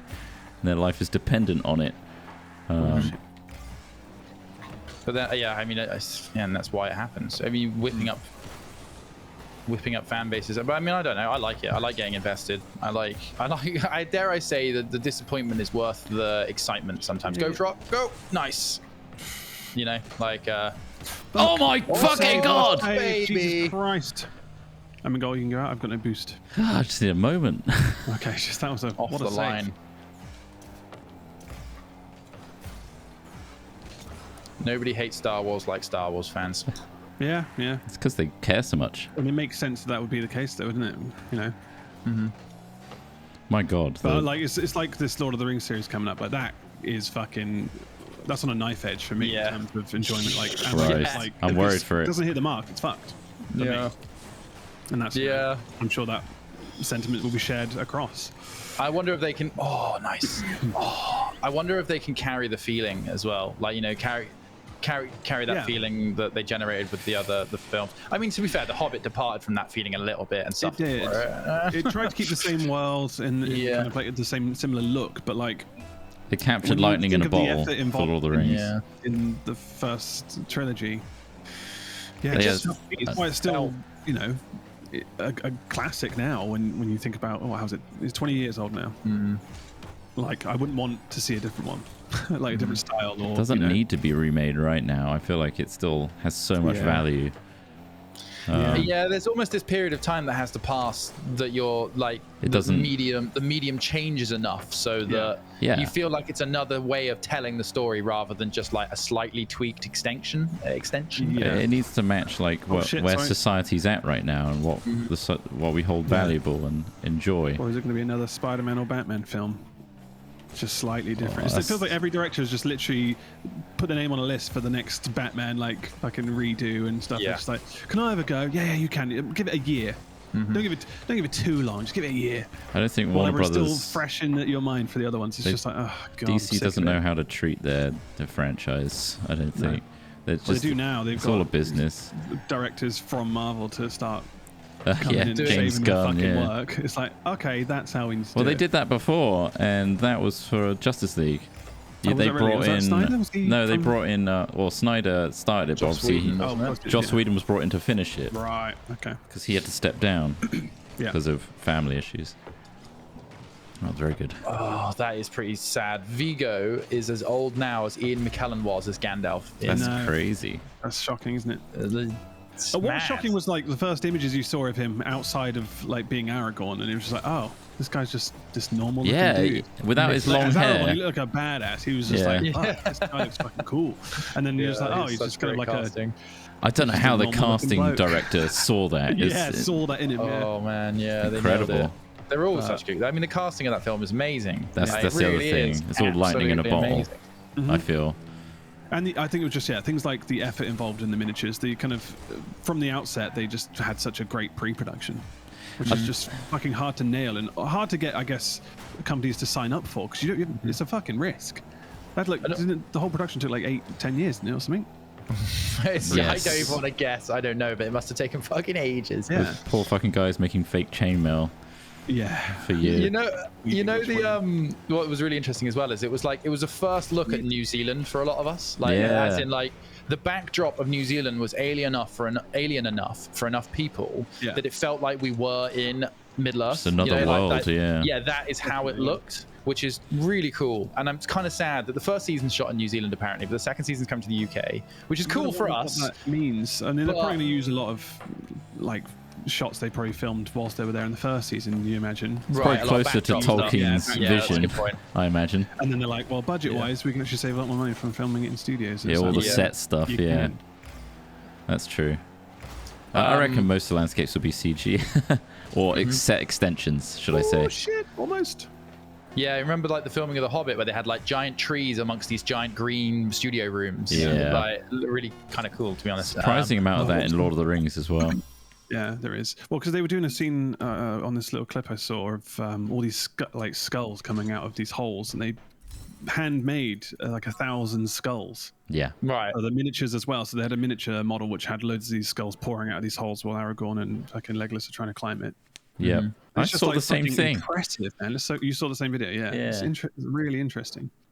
It's like that looks fun, and you can see why Ian McKellen would be like, "Fuck, doing this shit on a green screen. This is like bollocks. I want practical shit. This is not why I got into acting." Literally, yeah, you can see it just takes the soul out of filmmaking. It challenges the actor to live in their imagination. Maybe he's got aphantasia. Maybe. Aphantasia. What's that? Where you don't have a mind's eye. I don't. What we can't imagine things. Is that what it is? Yeah, you can't imagine. You can't. You don't have visual imagery in your head. Not have that. If they don't have that, they're fucking screwed as an actor. Because you've got to imagine most scenarios. I don't know. Like you've got to be the character. Like that's an imagination in itself, right? I've got like really bad visual imagery. To be fair, mine's like really flickery and shit. Considering you do D&D, like that's surely painted quite a good picture for you. Like, well, we played D&D before, and you're quite good at describing scenarios very well. Yeah, but I'm not good at like retaining it at all. Retaining it, okay. It's like I can't cut. It takes effort. Yeah. And sometimes if they're describing too much, it's like I can't add all these things in to keep it all in there. Yeah, definitely better when there's like drawings and stuff and kind of some imagery to go off. You're like, okay, well, or you just kind of think of the genre and you immediately go to, oh, this is like Lord of the Rings, or oh, this is like Star Trek, or whatever scenario it might match. As a person in your head. Okay. Oh, it's good. As a person that has never been able to draw, I always figured that was my problem, in that like I could never I didn't understand how people took something from their head and put it on the just had it as like a sketch. I would put start to draw something, and I can't hold from the start of that line to the end of the line in my head in order to how that would fit, because I'd always end up drawing things that like proportions were all weird and weird, shadows exactly. were wrong. Yeah. So for me, I would say, oh yeah, that sounds about right to me. But then equally, when I read and listen to a book in the evening, I have no problem conjuring up all the images it describes. I can easily paint scenes in my head. I struggle with that with books. I kind of like like maybe the same with what Trott was saying. How I can't fully picture the scene, and so then I either make it up with something that I've seen before in film media or whatever. Mine is scatterbrained. And then when you come to actually seeing the film production of that book, you're like, oh god, this isn't anything what I really pictured, or I've been pronouncing that name wrong in my head the entire time. It kind of I mean, I've got that, definitely done that before. Yeah, most of them was fantasy shit. Jesus, like some of the names are so bizarre and abstract. Just like, god, how do you say that? I've just been saying definitely Hermione. Watch the reason I got onto it is because there's a good Wired video about it on YouTube about aphantasia. They follow this guy and they're talking about grief because like he lost his mum or someone, and they were like, they had brothers, and they're like, why aren't you as upset as everyone else? And it's like, well, and it basically came down to like having aphantasia has an effect on that sort of thing, about being able to let go, because some people are so tied up in their memories because they're so vivid that it's like losing that and not being able to have any more, or just like reminding themselves of like how sad they are, or like things they've lost because it's so vivid, affects people in that way much more than someone with aphantasia are able to like, well, I remember that memory, sure, I know that happened in my life, but I've kind of categorized it, and it doesn't like overwhelm me ever. So I guess I'm able to process it. You can't remember like fully, or is it kind of like a freeing feeling? Maybe that's the thing. Really there's a lot. The old director of Pixar has aphantasia, and you think someone in such a creative field. It just goes to show it doesn't really affect the output. How is aphantasia diagnosed? Well, if you close your eyes and just say visualize an apple. And then you ask, like, what color is that apple?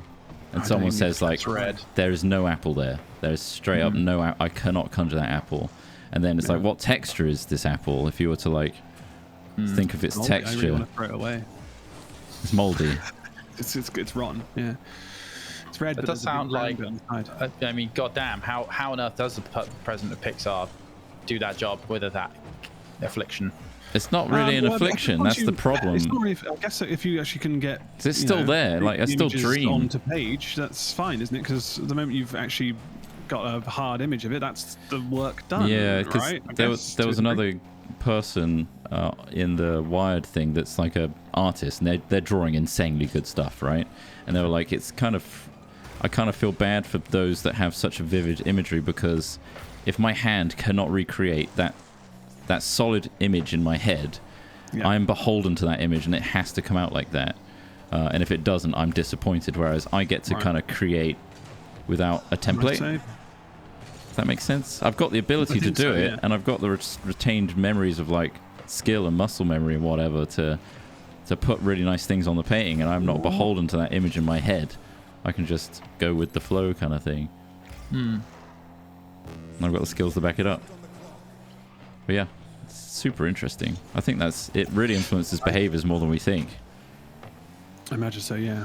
Oh, definitely. Because also your expectations of yourself are your expectations of other people. Yeah, like visualizing, and goal visualizing, like being able to see yourself as winning, and being able to conjure that imagery must be quite empowering. To be able to work as a team, but then also need to be able to understand exactly what it is you're trying to do. So to imagine something would be a useful skill there. And and for others, or picture it rather.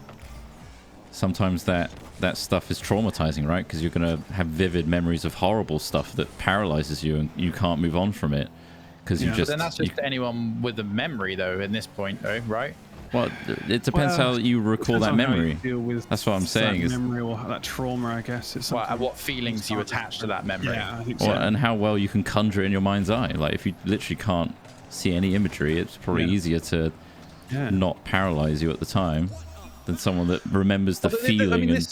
But describing it like that suggests that there's no emotive element to whatever you're describing, the lack of image in your mind. I mean, I don't see the link between a lack of being able to conjure an image in your mind and a lack of emotional investment. I mean, blind people can still love people, like things like that, Like, but it's more a case of I still remember it being a positive experience or a bad experience. It's just I'm not overwhelmed with it in the present.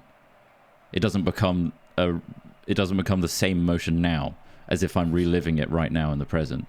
Right. Because it's so vivid right now, if that makes sense. Yeah. Fionamoto says, what font do you guys think in? I don't think in a font. Text. I don't have an inner voice. You don't have an inner voice? No. Oh, I'm gold 3, yay. What do you mean? You don't think in your head? Well, as in like there's no narrator that other people have. But I can kind of almost force that though in my head. Sometimes, I can force if you're doing an accent, I can maybe when I'm reading more. But you can like to change it up and do an accent. Do an accent and stuff perfectly, but then when you realise, like, God, I can't actually fucking do that properly. I have to keep focused on it for me to be able to do it. I can't do it again. Everything requires a bit of focus for me to do it. Like I'm not aphantasic, which is like complete nothingness. I just have to work a bit harder to make my brain not scatter all over the place. And hold on. It's like my brain is like, no, you're not going to you're going to think of this now, and you're going to think of that, and look at it from this angle, and now it's changed shape. Oh, it's like all that kind of stuff going on in my brain. And sometimes like, I full on have my own voice in my head.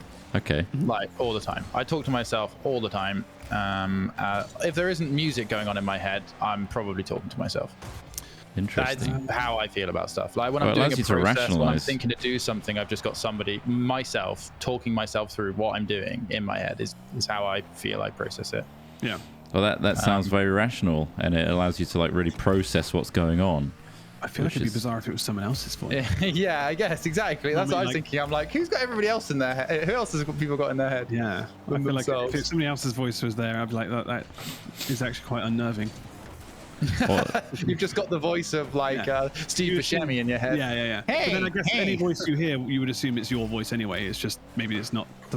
Not actually your voice. Yeah. I don't hear it. I'm just thinking words. Yeah. That's true. Yeah, that's true. I think it's also we're thinking in terms of one sense as well, like aphantasia's imagery. There's also like the memory of taste and smell and sound are stronger and weaker for others.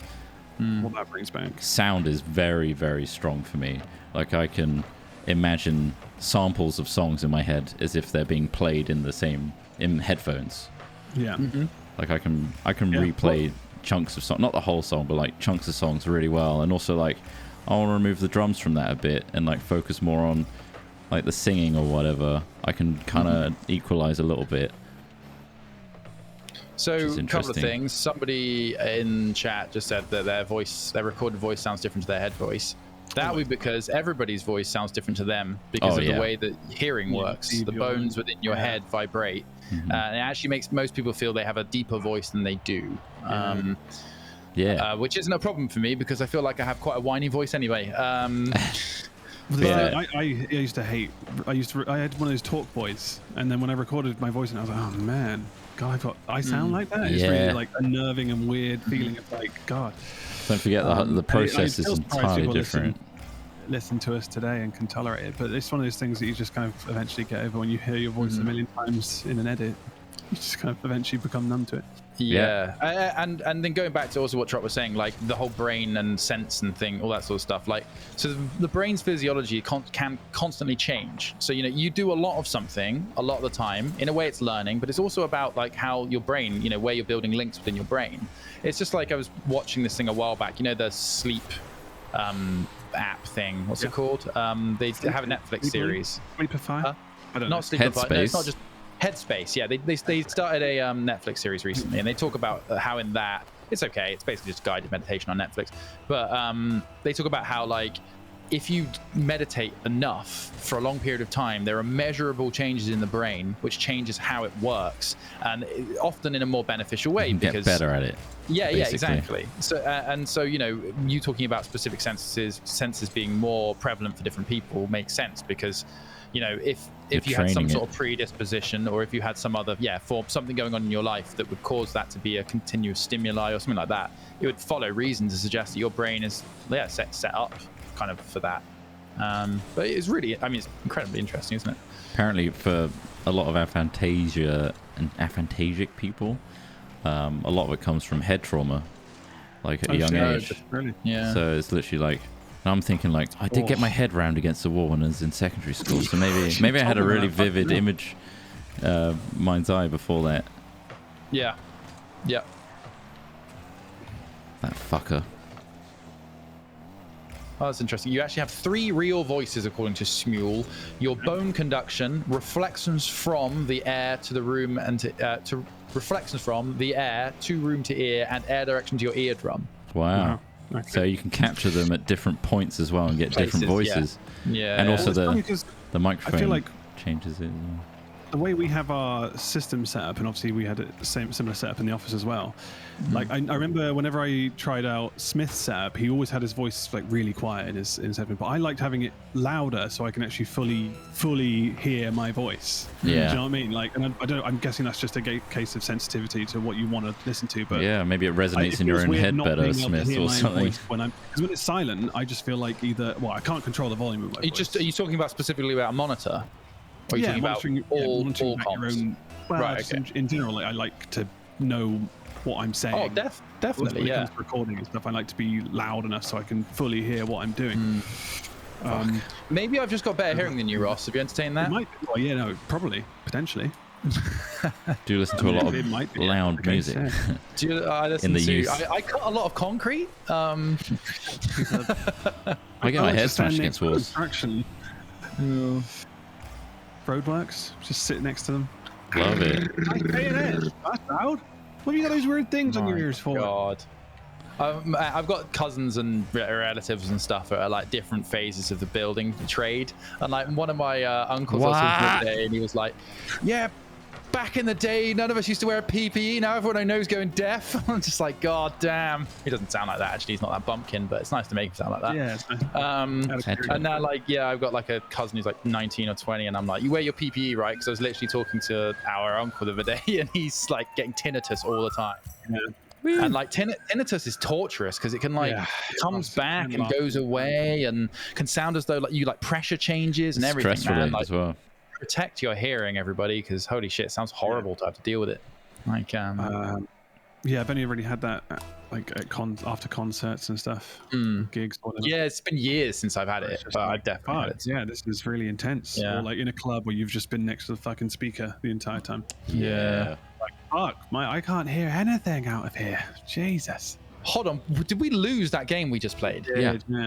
Weren't we 2-0 up? No, we weren't. It was 1. Oh, I thought we'd won that. I was like, this one's in the bag. Knocking it into our... They scored right at the end. Yeah, they scored at the end. Yeah, it really sucked.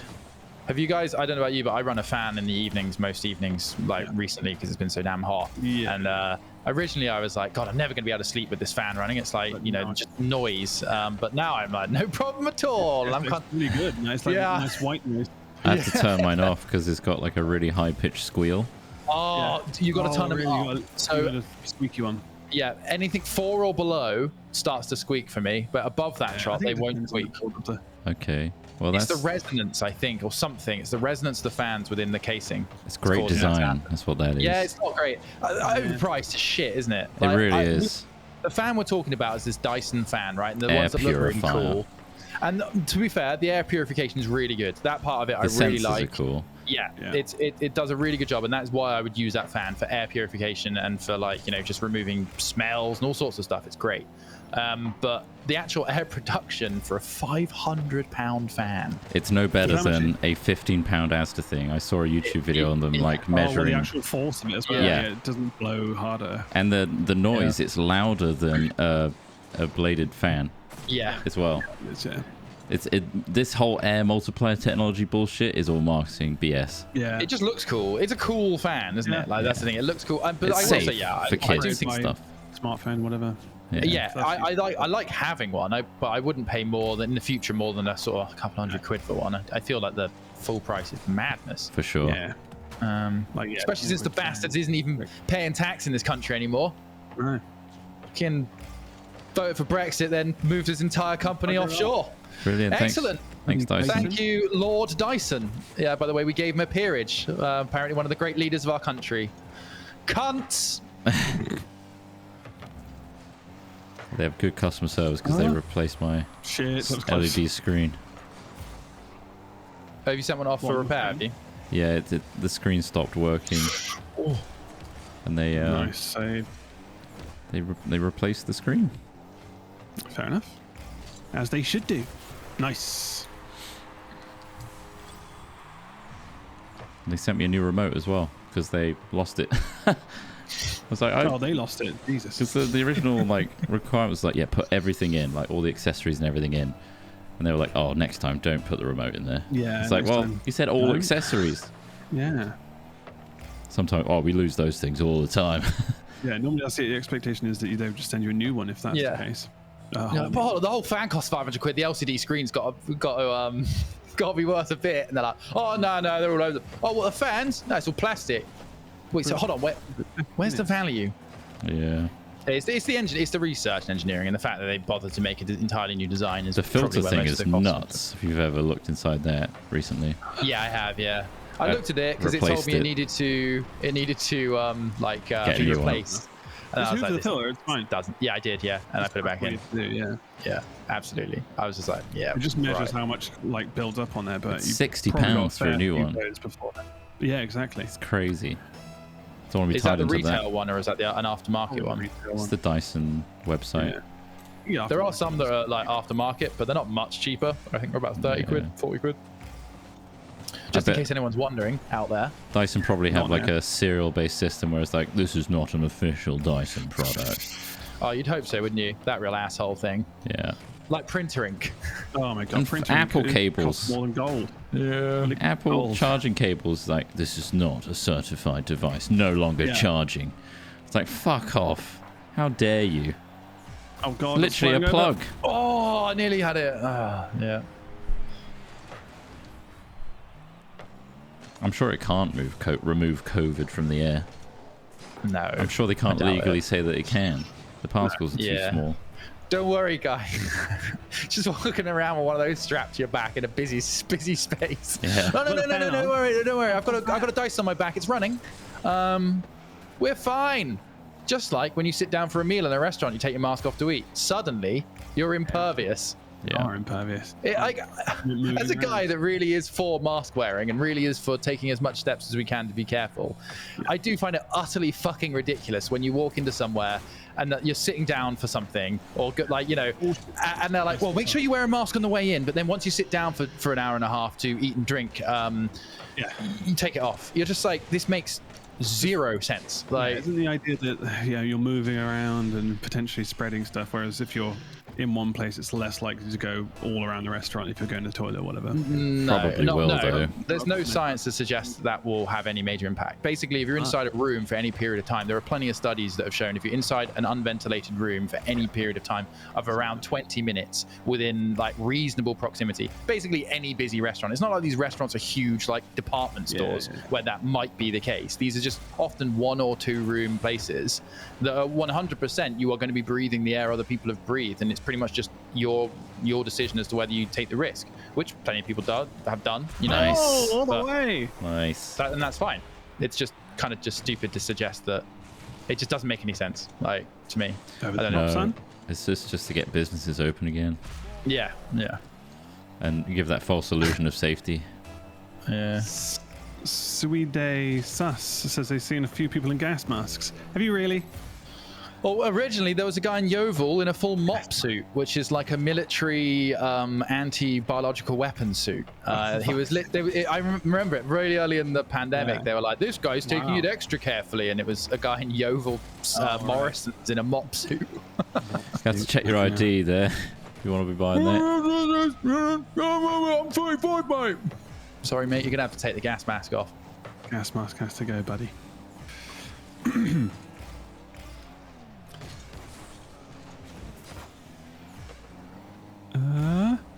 24 seconds. Can we do it? It's a big ask. It's a big ask. You got two goals to get. It's been done before. Look at these fucking dogs. Golden opportunity. A breakaway. It's a golden opportunity. Oh no! Just too much in the way. Unranked. We're still unranked. We're still building up our profile. Every loss is really a win. Every loss is truly, a stepping stone to good games. I use the hazmat suit that we made every time I go to the supermarket. Yeah. Extra helium? Have you run out of helium? Always. Left? I said, sorry, have you got any more helium left? Because I tapped the tank. You see, I'm running out a little bit. It's nuts that video wasn't demonetized, but the VAC Trott was. Yeah. When you think that they had themes of very similar different issues. Standard, different time. Different standard, yeah. Also, I guess visually yours was more traumatic. It looks a lot worse with the. I was clearly enjoying it though. Clearly. Playlist population is great. You see that at top right? It's not a number anymore. It just says playlist population. It's great. It's great. It's great. Apparently 40 million people have had a vaccine now in the UK.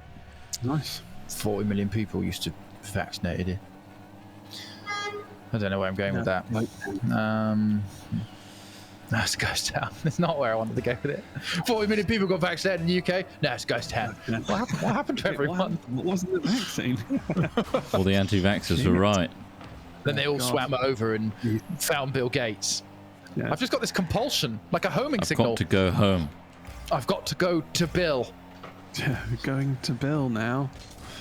We're all with you, Bill. Thank you for the raid, Scourge. We haven't read any subbies out yet. Crack out. Probably take a break after this one. Yeah. Grab a drink. Yeah, same. It's a lot of talking. Rocket League, it does it. And we haven't done too badly, considering sometimes we're atrocious when we talk at the same time.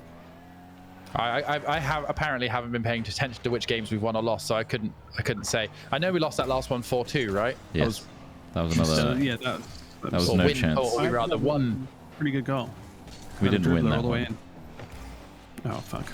It's definitely a loss. Dummy. No, I mean, but we won because it ranked us a little lower, right? Oh, we win in the long run.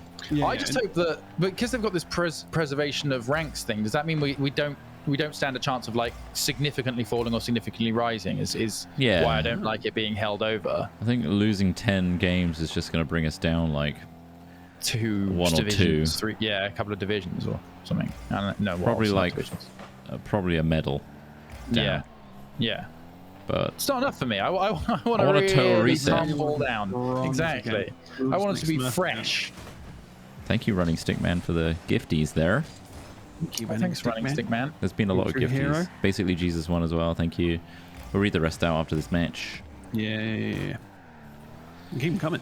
You know, don't give up now. Don't stop. Never stop. Hold your head high and reach the top. Oh my God, Lubby 98. 20 gift subs. Oh my goodness. Thanks, Lubby. That's the antithesis of stopping. And handing out 20 gift subs. You must have done well. Insane. You're doing well. Lubby. Oh god. Or you're making risky choices, maybe. Yeah, or you're poorly using your finances, but either way, we're very grateful. And you can, but if you've been following the conversation, we're spending that hard-won money on new filters for our Dyson fans. God, Jesus fucking Christ. Really Someone else have a major anxiety opening their bank accounts, like having to do their finances. I think that's everyone, isn't it? Yeah. It's just like I'm having to like judge whether I should get this decking. Well, I need to get this decking. It's just whether I can financially do it now. And it's just like, I'm like breaking down my monthly incomings and outgoings. I'm like, am I okay? Am I just slowly becoming bankrupt? I know what you mean. That's the big fear. Each month to buy like a piece of furniture. Yeah. And then like next month I'll buy another piece. Because Does your friend do decking? When are you going to stop though? Well, when I've got enough furniture. Or is this a rule you'll forever live by? No, every month you need to buy another piece. Since buying this place, obviously I just put all my money into it and just getting furniture for it. It's just I just imagine you ending up having like a showroom style, like there's just you've got some of this furniture has to go. So we've got another piece coming in next month. It's like super hands and the dishwasher in the pub. Oh no, the dishwasher can't go. Nice. That's a deal breaker. What the fuck? I need a drink. The fuck is a washing machine doing here? I need a drink. It's fucking terrifying being a house owner and like doing big renovations. Well, it's just you have that high cost weighing over you. So much money, and it's hard to like pick apart like whether without all these purchases, once it's done, am I okay? Is the bottom line okay? Like, I just don't know. Yeah. You just don't know. I just don't know. There is some basic math you can do to work that out. Yeah, wow, there's a lot of math doing it. That involves maths. And I'm too anxious to open my bank. I don't know whether you have lots of. You might have lots of. I mean, you have a house. I don't. So, I mean, that's less, more to worry about, isn't it? It's more to worry about, and it's an older property. Home ownership. With problems and stuff. That's the thing, something like that's the thing. You don't want to spend so much that you don't have like emergency cash for when the boiler fucks up or whatever. Exactly. Well, I guess that's under insurance, but even then, all adds up, guys. Adulting. Sorry. I don't trust my own math. Adultery. That's basically what it comes down to. You don't trust your own math. Like all your monthlies. Well, I mean, surely your monthly costs have stabilized. There aren't very many like unknowns in your monthly costs, are there? I mean, in your house, Trott, you've got furniture. I do have furniture. You've clearly been through that stage. Oh, nice shot. I tried. You tried. It's terrifying. But I mean, once your monthly costs have stabilized, then really it's just like, what have you got excess? I suppose, right? It's a big project. Like you'll get that decking. It's a big area, so that's going to cost a lot. I don't even want to say what they've quoted me. It's insane. 6K. Yeah, it's around that. Really? It's insane. It's around $5,000 to do your decking again. 6. I mean, I'm guessing it'll be very nice. Oh, it's going to be. It's big as well. It's suspended. A lot of stuff, because the previous stuff is dangerous. It's so like. Yeah, that shit is mad. Friendly. If you, it wouldn't take much to really break through that current timber. I want to know if your friend can do it cheaper and equally as sturdy. Potentially, I mean, the labor of it, sure. I'm guessing so. The lumber is, sourcing the lumber. Yeah, ask him. Yeah, but sourcing lumber, that will be the most expensive part. I imagine. Well, he made it out of something else. Well, composite apparently is more than double the actual cost of lumber. I thought it would be cheaper. Well, I guess it doesn't rot, so it's like there's a benefit to it. Beneficial, yeah. Lumber's actually the cheapest. What about just a giant concrete ramp down into your garden instead of decking? That's gonna be that'd be horrible. If I was going to do that, I'd want to make it a room underneath, go the whole way. It's quite a fashionable thing to have, and I find I just don't like it. I don't like it as work surfaces. Where they literally encase their entire kitchen in concrete. And it's like, I hate it. I don't like it either. I like a nice bit of warm wood. Some do. I guess it depends. I mean, concrete. It is brutalist. So you know why, concrete? Why we use bricks? for example. You know where bricks are used in the building of houses? Because they have movement in them. They can shift. They're relatively porous. Without cracking. Like, I mean, obviously there's insulative and like you say, humidity-based considerations. But as just like, why don't we just use concrete walls, for example? Got a bit of give in them. One of the big things is if the house subsides or anything like that, which happens a lot, you know, things move around, need a little bit of give. Concrete just cracks. Whilst bricks will like sort of very slightly can move and things like that, which is kind of an interesting consideration as well. Because you're like, wow, bricks are really like labor intensive, like having to lay every single brick. Why not just put up 2 boards and fill the middle with concrete? You know, like, well, I'm on an area of land slippage as well, which is cool, on clay. So, which is cool. Is it cool? Yeah. Sometimes you feel it's exciting. Survey before you Honey, I think we just had another slip. I know, I felt it. Apparently oh my god, we're going deeper. It's pretty common. That's about 2 inches. 2 inches. That's actually a surprising amount. Yeah. 2 inches would be crazy. We're losing height in the den. The radon's all right. The radon could be better, so I'm sorry I'm getting poisoned, but it is there. It's present. The what could be better? Radon. Isn't that a gas? Yeah. Which just emits naturally from... Is that what they put in fluorescent bulbs? Wait, no, that's neon. No, there is a certain gas, argon, isn't it? They're using it. Was it argon? One of them's really toxic. I know that much. I'm going to grab a drink if you want to start reading through. I don't have a flood risk. I'm on a hill, thankfully. It's the houses below me that are going to suffer. Yeah, let's back out of this. Trott gas in the neighborhood. Yeah, I'm emitting a lot of radon myself for fun. All right, let's see. Holy shit. Lobby gifted loads. Yeah, is that just 20? I'm just 20, looking at the list here. It just looks huge, all laid out. Start from the bottom here. So, thank you to J Tubman 94 for subbing on Prime. RV, thanks for 11 months. The Bird Blue, 31 months. I sure hope the sub money is going to good use. It sure is. Sea Pig, 11 months. Hawaii Man, Eggio, 7 months on Prime. K Toro, 19 months. Uneducated Brit, 22, 25 months, saying nice. Thank you. Chubby Metalhead, 29 months, saying hope you guys are having a good day. Thank you very much. And Ironic Pickle Jar, thanks for 11 months, saying 11 months. One of the few good things to come from lockdown was allowing me to catch your guys' streams. Thanks for keeping us all entertained. As always, keep up the good work. Well, thanks. An Ironic Pickle Jar. I'm glad we could help in some way. Simon Powell Illustrations, hater of the Birdman film. Renowned hater. 8 months on Prime. Any chance of having a bash returning, asking for a friend? Well, it doesn't really... We try out a lot of games anyway. It's just whether we put them into that format, I guess. We haven't used that like animated cartoon intro in a very long time. Time for having a bash. Yeah. Oh, having a bash one, yeah. The problem with series like that is that like there's often we don't find good games frequently enough, I think, which is like sometimes they're really good, and then other times we'll go through a couple of episodes where they're not very good. Yeah. And so like that's always a challenge to make sure that every game we make a video out of is a good game, as opposed to just doing it for the sake of having a series. I think has always been the challenge. And sometimes good shit comes out of this, but absolutely. They are useful. It's once again, but then again, like Trott says, just trying rather than having to brand it up. We could just try new games when we come along, and we all think, what we do anyway. Well, I mean, recently we played some new games that obviously. The fucking Olympics one was a gem as well. Was good. Yeah, Mount Your Friends was really good. Yeah, that's again. I think I used to just trawl through the alpha. Exactly. Stuff and, all the early access stuff. A lot of it's down. Some shit stuff. A lot of it's down to if the game distracts us too much and requires us to concentrate, we notice the comments, and it doesn't engage people as much. If the game allows us to actually ramble and talk over it, people enjoy it more. So if it's too distracting, we don't. So that's the problem with playing new games. I think we've always kept our kind of variety stuff up, which is good. Yeah. But I know what you mean. Like, when we hyper concentrate, that's not the content I think most people subscribe for. But yeah, we're trying to get good at something. For us to do new stuff, I think. Like Rainbow Six. Rainbow Six, that was very hyper concentrated. But I don't know, there was a sub, there was some funny moments that came out of it.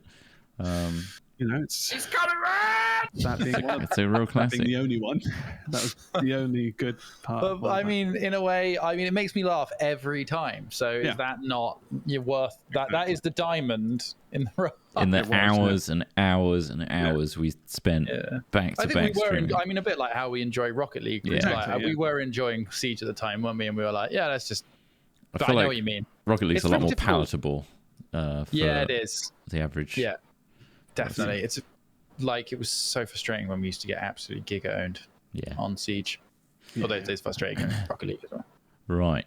Anyway, does someone else want to carry on? I'm desperate. Which did you read? RDG is next. 62 months. 2 hours ago. I don't trust theirs. They're always up to something. Nice. Very good.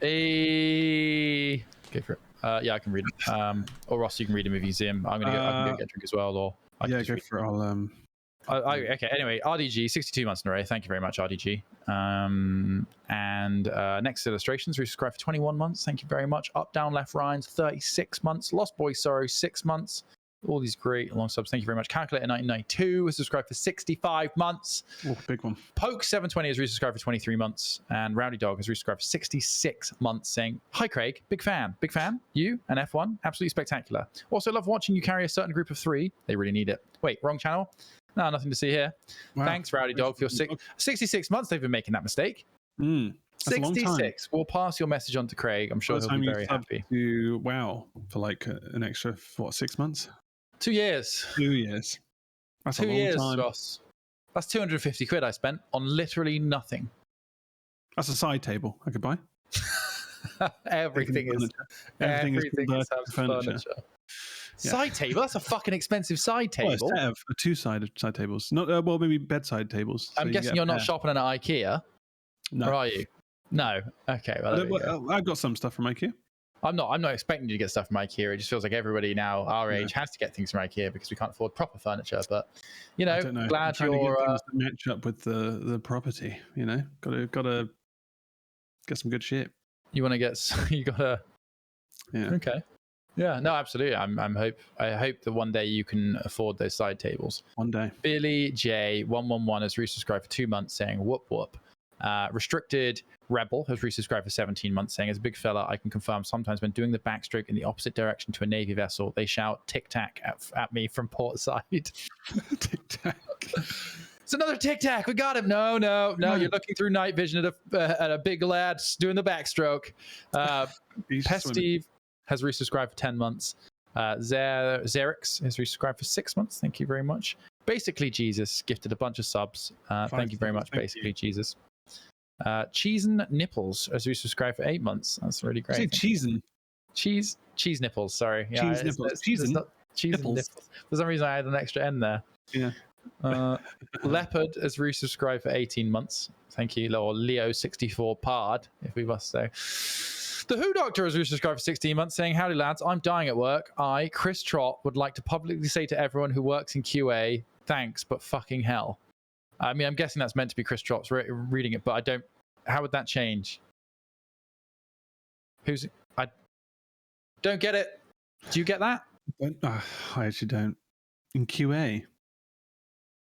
Thanks, but fucking hell.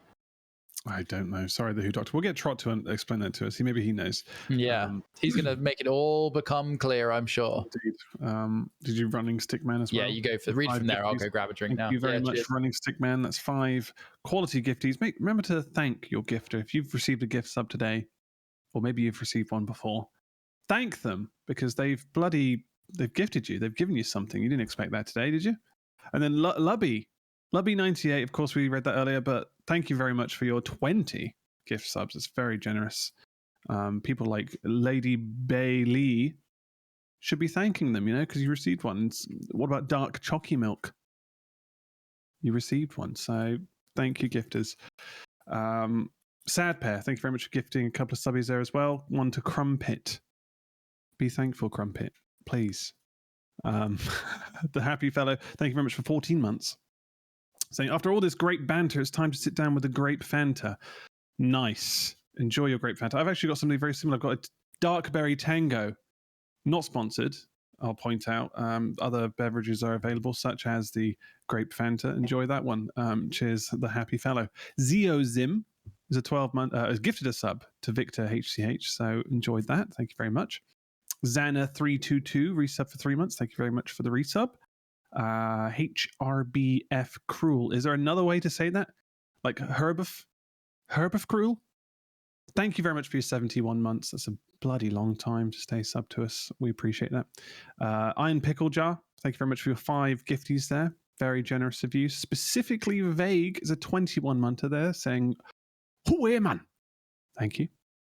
It's interesting how that stuck. I don't remember the last time I genuinely said "Hooey man." I believe it was GTA, and it probably was 2018. Maybe 2019? I don't know the years anymore. I feel like the last year and a half has just disappeared. 2018, I'll say. Is it earlier than that? Hooey man! Fucking hooey! Annoys. Or Annoys is another gifty there. 10 gifty subs. Thank you very much for those gifties. Make sure to thank the Sparkly Goose and Goggle Bottle. Loving these usernames. Lubby98 also did a tier 3 resub for 32 months saying, "Take even more of my money, you scrubs." We will. Thank you very much for the tier 3 as well. That's very dedicated. Thank you. Appreciate that. Jude01 is a 38 monter. Thank you. Made by Force 24 is a 35 monter. Thank you very much. Beeble95 is an 8 monter saying, "Have you guys seen Hood, Outlaws and Legends? 'Tis good fun. I think you'd all enjoy." I haven't seen that. What is Hood, Outlaws and Legends? It's a video game, of course. I thought it might be like a TV show or something. It sounds like it would fit that. Is this a multiplayer? This is out this year. It is multiplayer. What kind of game is it? Oh. Fantasy. Found the Gunnars. You found your Gunnars? I've always got my Gunnars at the ready, mate. I'll whack mine on as well. Like we Gunner bros. Have you heard of Hood, Outlaws and Legends, Trott? No. The hell is that? It's a sex game, and it involves you wearing a hood, me being a naughty outlaw, and a legend comes on and just fucks us. What the hell is that? What the fuck? It's not real. No, it's a game.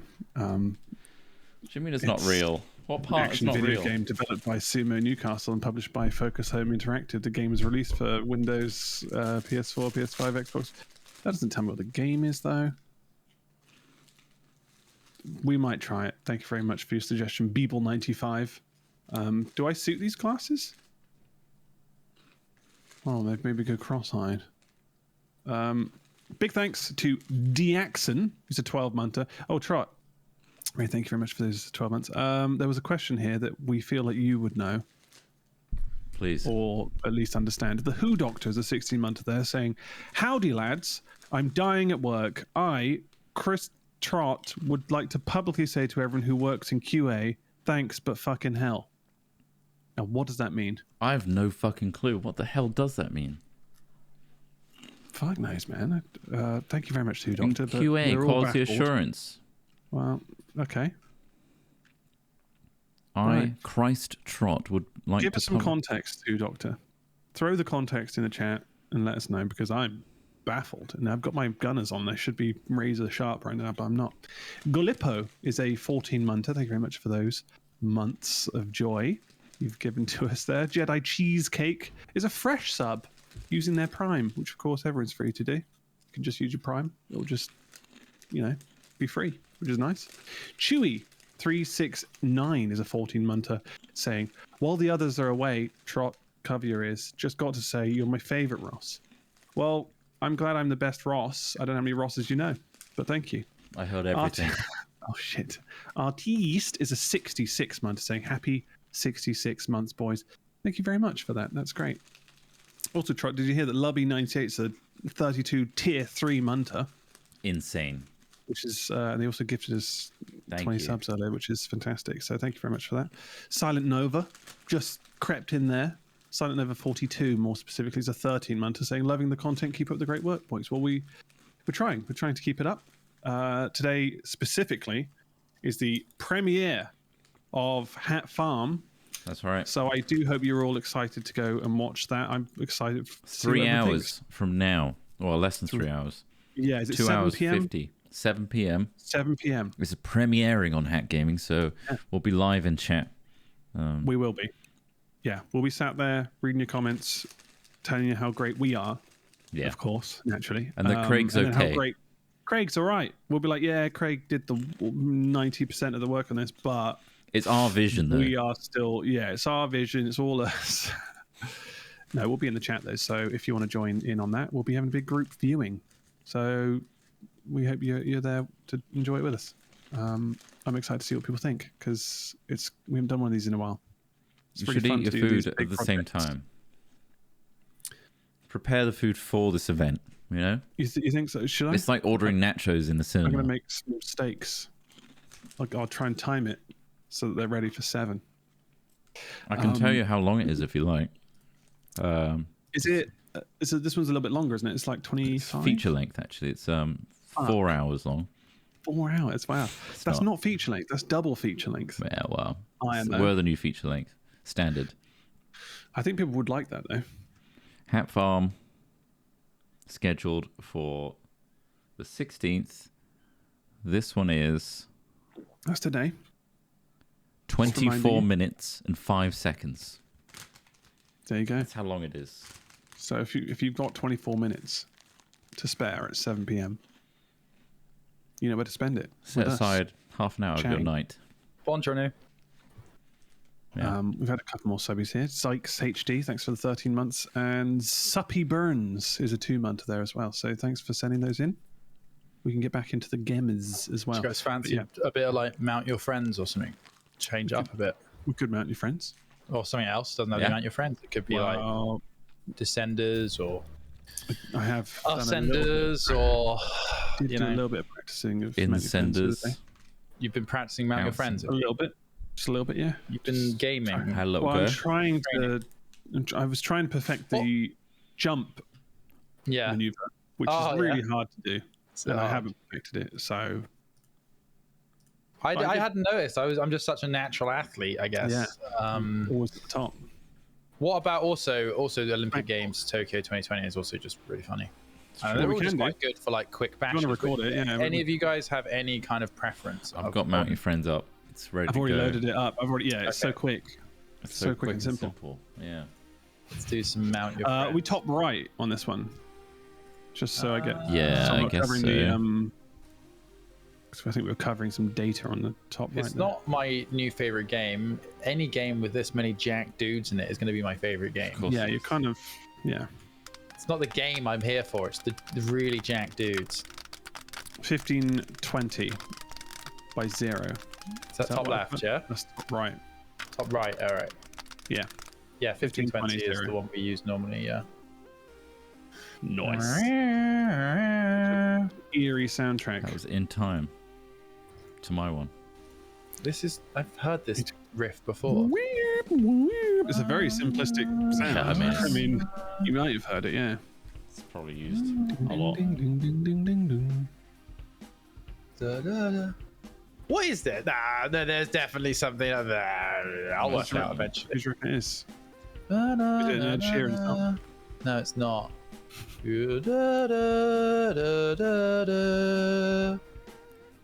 So I think it's the Killers, isn't it?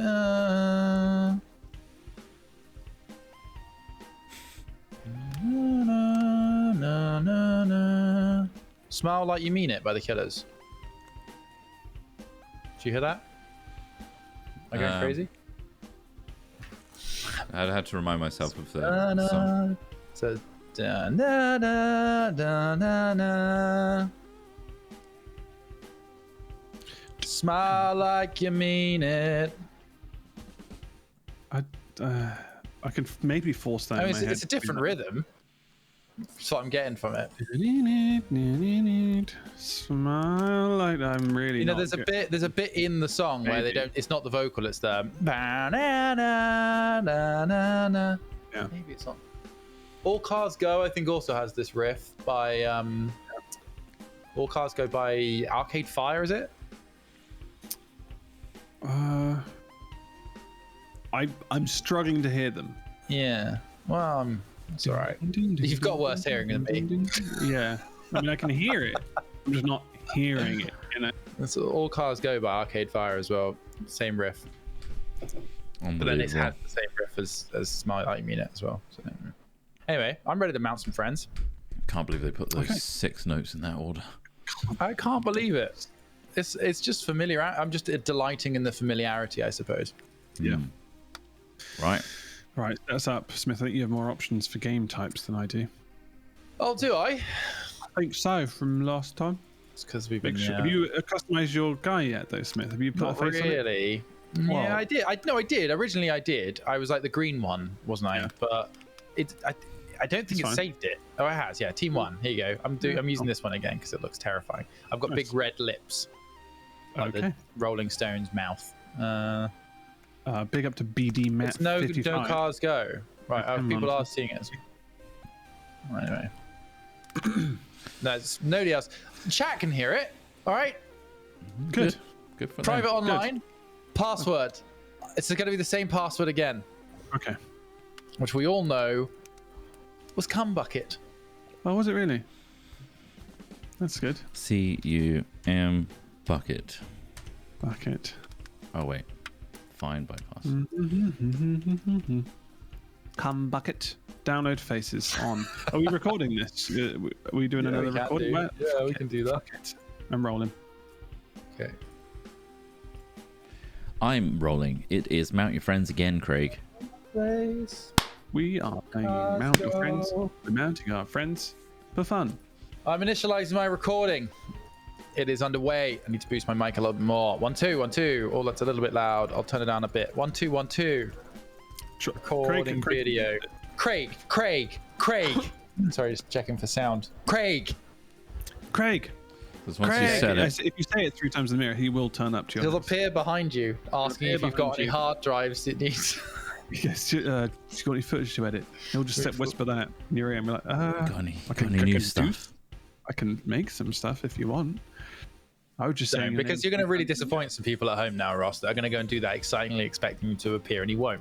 You're like the parents that tell people Father Christmas exists or Santa Claus.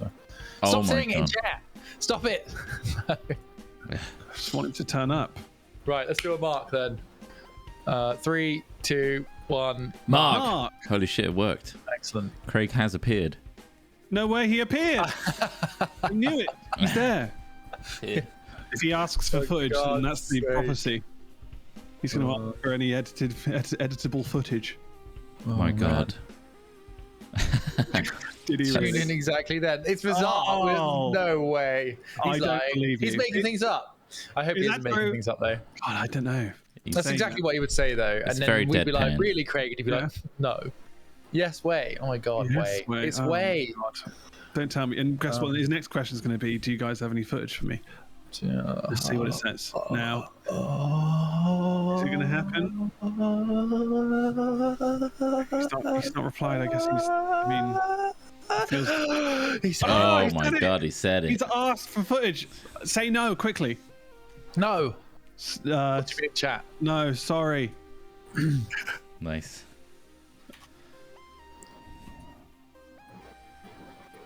Brilliant. Sorry, do I have one of those little ticks? I don't have one of those little ticks. You can just choose what to show. Oh, I see. You can just change it to tick. It looks more official with a tick. I want everyone to know I'm verified. Yeah, you know, right? Apart from the fact that now like everyone is verified, so it's like it doesn't matter anymore. Still slightly better than others, though. Not really, is it? They'll verify anyone. Like as long as you've had a couple of like things written. I mean, not that I feel like I deserve it, but like any award or any sort of prestigious thing. I know it's not meant to be an award; it's meant to be verified that you're the real person who can't be impersonated. But that's really how everyone sees it, right? Everyone sees it as a wow, who's this? They've got a blue tick next to their name. But in reality, I think it makes more sense if everyone is verified, so that you just get Oh, can you imagine just verifying everybody who actually joined the website instead of having all these fucking bot accounts ruining our democracies? Yeah, no, that would be a sweet idea, Ross. But yeah, but they're not up for it. Me and Trott filled out the verification form. We both got denied. So I see. I didn't bother. I was too aloof. I didn't try. I'm like, now fuck you. I don't need your fucking ticks. Well, I just thought, well, yeah, fuck it. Everyone else has got it. Let's, there are people who have, tiniest accounts in the world. It doesn't really matter. I think it's literally whether you're a part of a publication.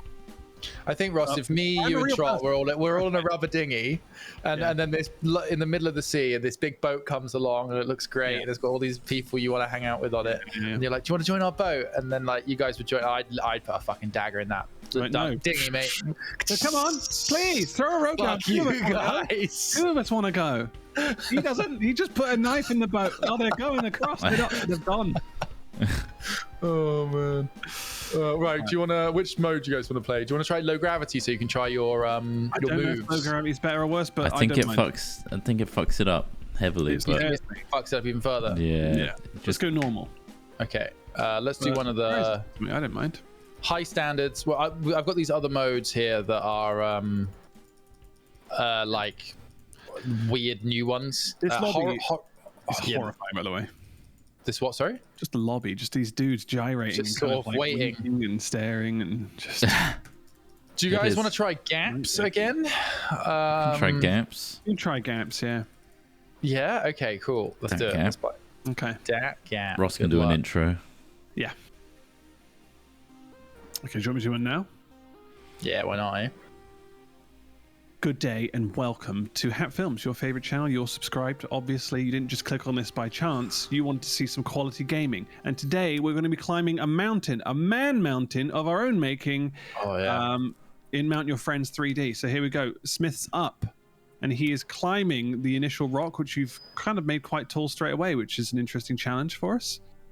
Oh yeah, this is a special set. This is a hard mode, not hard, well quite hard, I think, sort of intermediate difficulty. Lovely. With gaps generated. So every so often, one of our large men here are very buff. Well, they might not be men, we don't know. They appear to be.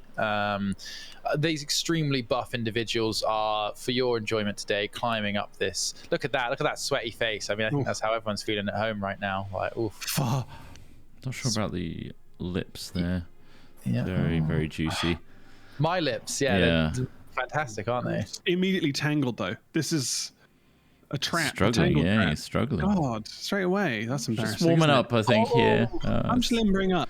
It's a brisk morning. Oh, Trott appears to have some form of spots or speckles. You need to see a doctor. Is that what that is? You all right? Rashes? Yeah, all right, yeah. Yeah? How'd you get the rash, bro? Hey, that looks suspiciously like the kind of rash I saw in the excellent Channel 4 TV show It's a Sin. So good. It does though, right? Oh, really? Yeah. I can't remember the rash, but I do remember the show. And the context behind the rash. Trott, yeah. I just want to wipe down your gym equipment. Is my other question. With that rash? No. No. Was it you that's talking about this, Ross? Yeah, we were talking about. I wouldn't. Out of spite. We were talking about putting some gym equipment in the warehouse for the moment, entirely for business purposes, and we were talking about just take a towel in or something if you ever need to like wipe stuff down. Big gap. And then Ross was like, "What if people just refuse to do it?" And I'm like, "Well, we have sort of crusty equipment, I suppose." Yeah, it's just worse for everybody, really. Salty. Yeah. There's a salt layer. That's gross. What's those white dusty bits?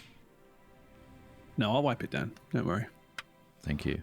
It's literally hold on. There was a version of Mount Your Friends that wasn't 3D, right? There was quite a while ago. The 2D. I haven't played that one. I mean, they would have missed out on all of these curves. Like, come on. No, this is where it's at, though, isn't it? This is the ultimate. Yeah.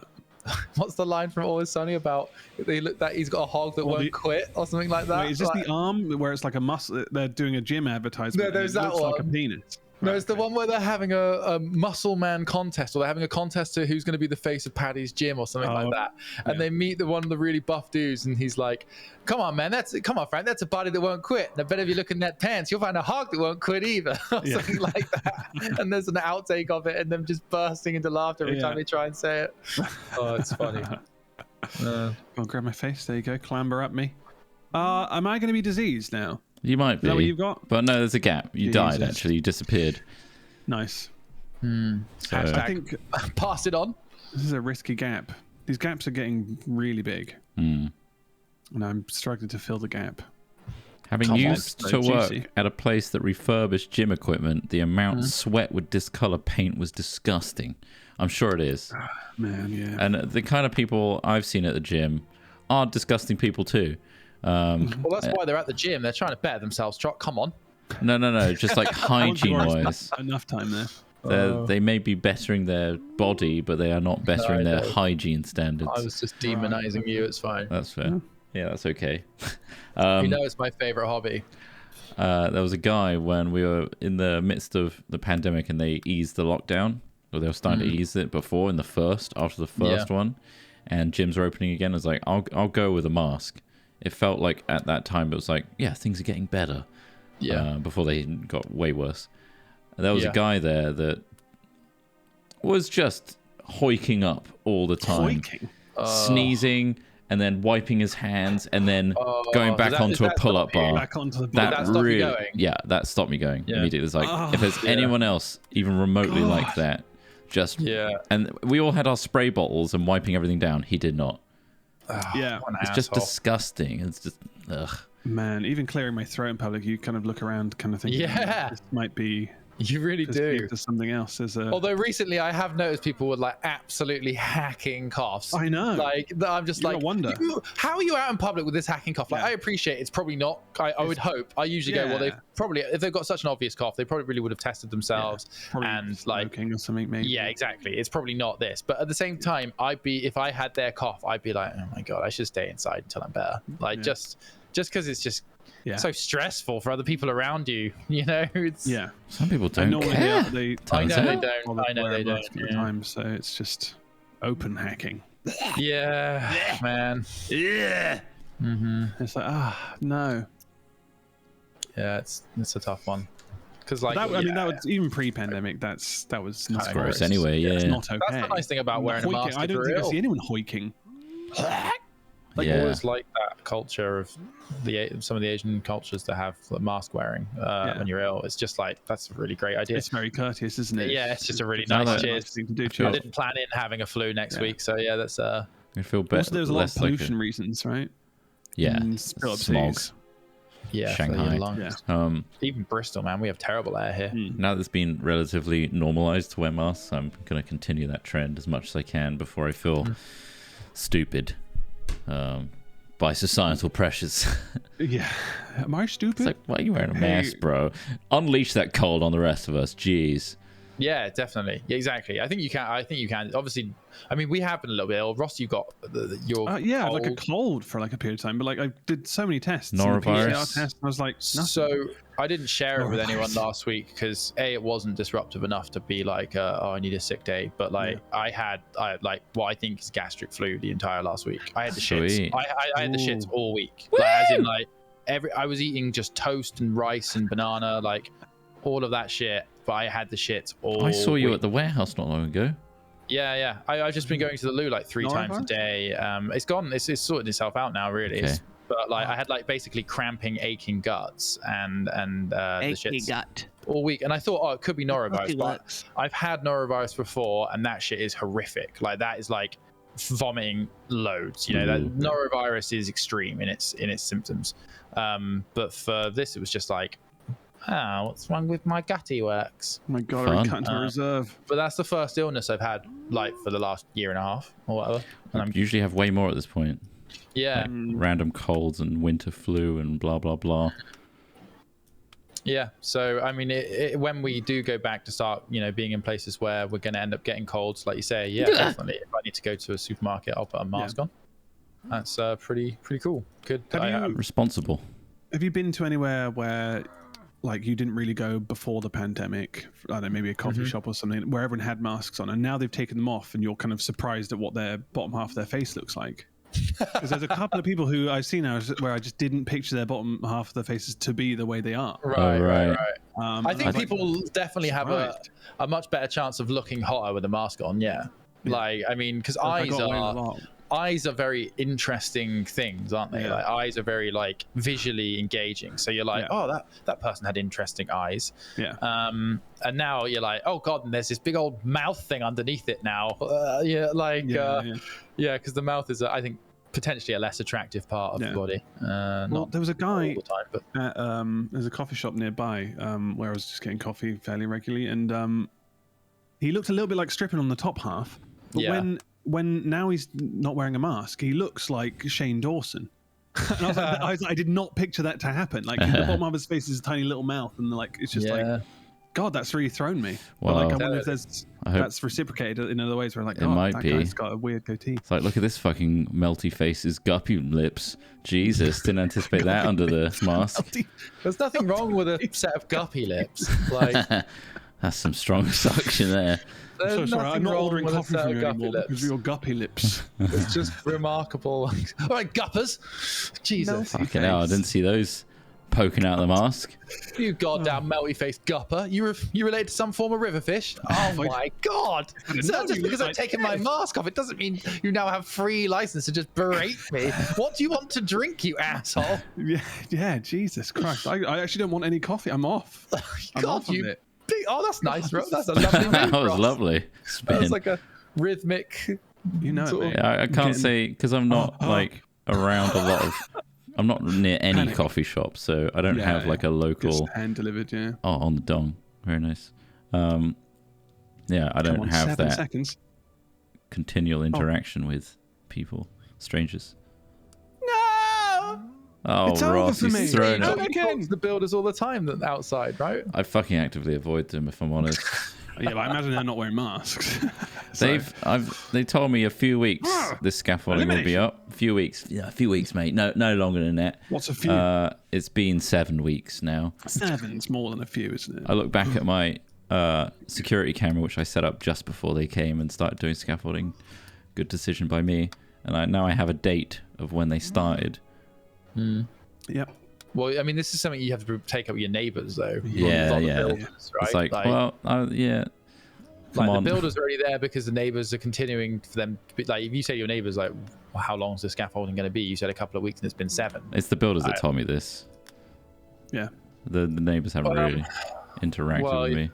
I think you go out there and proposition them to a fight, a duel. Look, you got to do one or two things, Trott. You've got to go and talk to your neighbours, engage them, or do what I do with the ones upstairs from me who bang on the floor sometimes, and just ignore them and hate them. And just resent them. Silent loathing. I'm not saying I'm a big enough man to do this, but the only way you're going to get to the bottom of this is talking to the neighbours rather than the builders. The builders will tell you whatever they can to get rid of you in that moment. Or play like offensive music while they're working. I feel like they've definitely self-isolated a couple of times. There's just been weeks where they just haven't turned up. Yeah, that might be. Or they're just doing other jobs. Which, that does happen. So you're giving them an inch and they took. Yeah. I mean, I've had 2 completely different experiences of the building trade. I got my uncle who's really professional and does a really good job, and it costs a lot because of it. And the brickie Kev that we once hired to help my dad put the walls up of our old house. So Kev would turn up, and the man I'm fairly sure lived in his car, and he had no teeth. And I once made him I made him eggs Benedict once as like a 16-year-old boy. Wow. And he said it was the greatest meal he'd ever had. Wow. Holy shit. I was like, grin. and I'm just like literally, he was like a proper like country bumpkin. I mean, I don't mean to be derogative, but he was like, he would disappear down the pub in the evenings and then like fall out of his Ford Focus in the morning with like 2 3-liter empty bottles of Strongbow like just falling out in front of him. Yeah. And then he'd be like, and he'd just start laying bricks. Just straight away, But like he would like go off for weeks at a time and like go on just other jobs that he was getting paid better for. He'd just like he'd just pick up. I'll leave this one for a bit. Pub. I know you want it done. Bit of a cowboy. No. But the thing is, all he was doing was laying bricks. He wasn't really like doing anything badly. He was just doing basic like labouring tasks. So if he heard that a bit of labouring was going somewhere else that was paying a bit more, he'd prioritise it. So that might be happening. You never know. It depends on the kind of building you use. Flail. A real totally lost it. An unfortunate flailing. The gaps are really throwing him off. I just can't. Just fucking can't. God damn it. I can't do it. It's over. Osvaldo. You let me down. He tried his hardest, and then Smith once again the fucking winner. God just damn power it. of attrition, isn't it? Really. It really is. I want to beat him. I think it's that, and that Magic Mike is my favorite film. Yeah. Right. Do they, No, it's not. Jurassic Park is my favorite remember the film. Is this in that?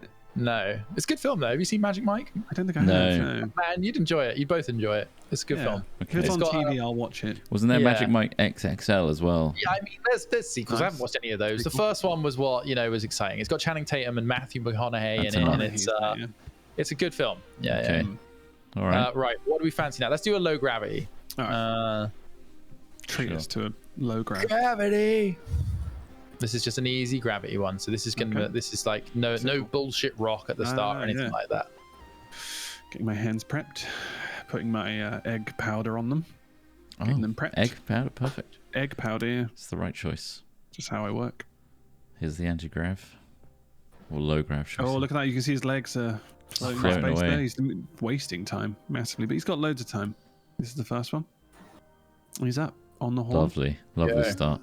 Straight up. A simple riser. Not messing about at all. Okay. I think by the time it's my go, I already have to mount 2 people. Yeah, it's interesting that. I noticed that as well. I think it's because I'm the host, but I get to go first every time, which is definitely a little advantage. Big advantage, really. I mean, not that big. It's only an advantage at the very start. It's a one-man advantage. Well, I'm always having to mount more men than you. Always. But the thing is, though, that it only matters if you go into your reserve time. That's really only because you get the same amount of time back each time. So, even if you bled out all your time down to 40 seconds here, you're all right. I'm always about something that has no real impact. The worst person could be. I think it does, though. In what way does it have an impact? There's always an extra man, and I've got the same amount of time as you. So there is a slight disadvantage. Well, I have to climb myself, though. I have to climb myself, too. I have to climb you and another version. Yeah. But I have the real challenge comes later on. That's not in contention because I have to climb myself. Like, it's not like... Like, once I've had that first man advantage... No. Every time it gets to me again, you and Smith have already gone. You're always doing less people than me. Always. Yeah, I mean, I guess. It's always that. But when it comes to the reserve, though, we're all level pegging, aren't we? Yeah. No, but I'm still doing more people with the same amount of time, same amount of reserve. This is true. Look, at this point now, Ross was doing one less person. Yeah, Ross is now there, and I am doing one more person. Smith was doing one less than Ross. Maybe that's why I always win. It could be. Just towers next to each other as we climb and...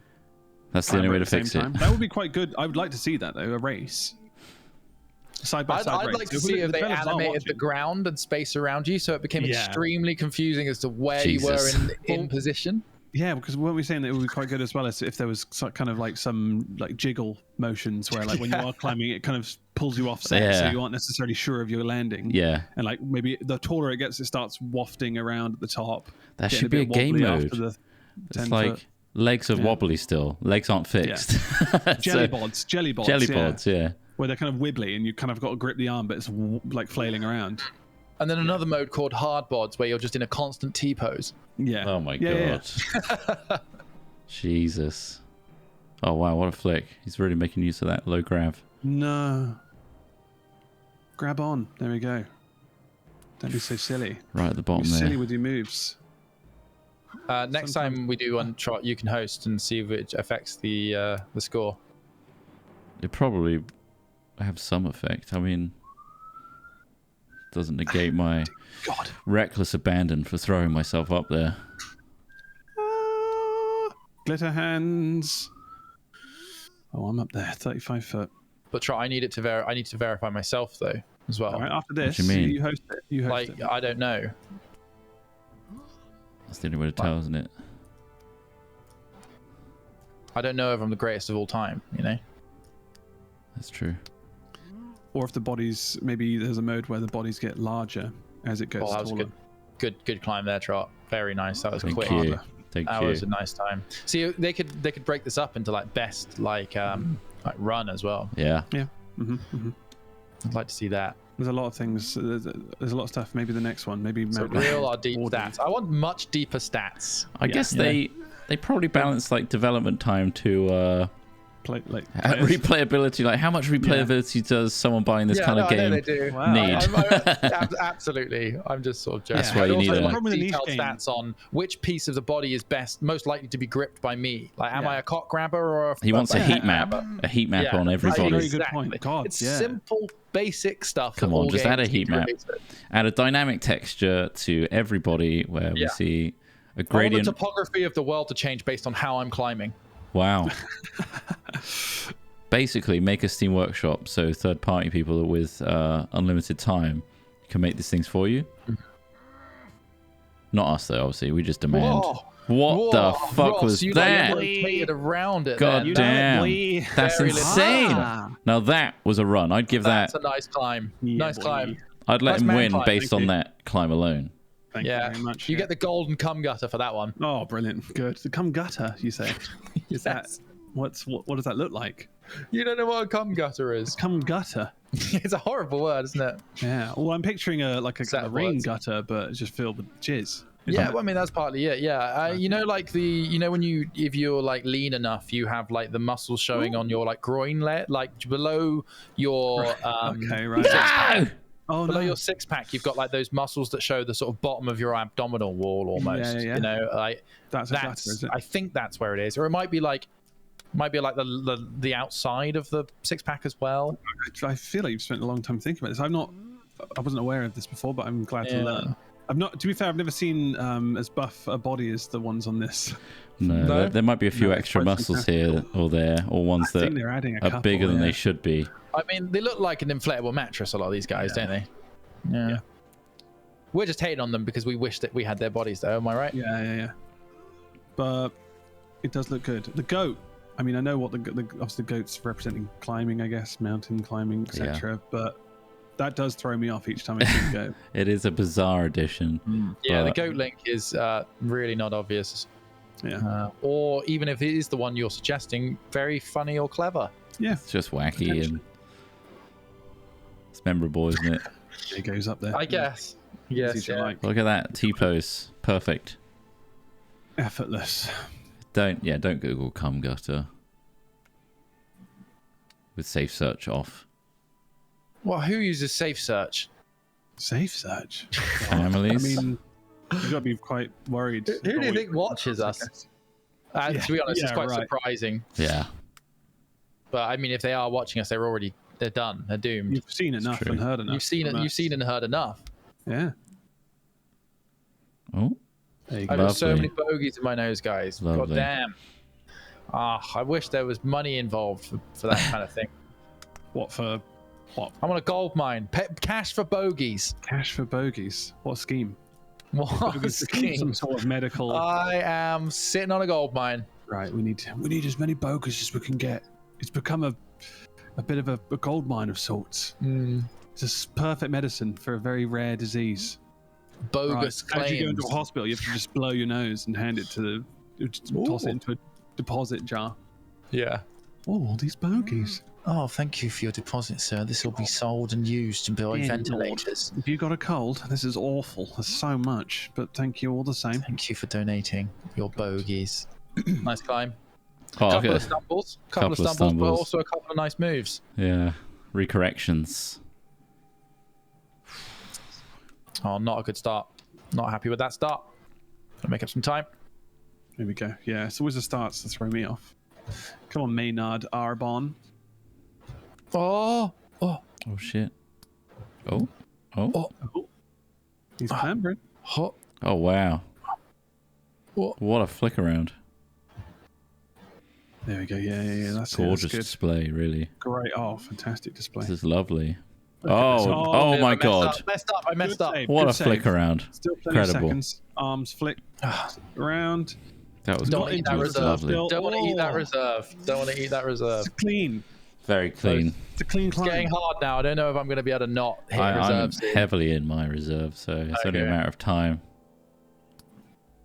Would you say that's because of the advantage at the beginning? No, it's because I fell. Or disadvantage? Oh, because you fell. Of course. Whether I fell on an extra man or not, I don't know.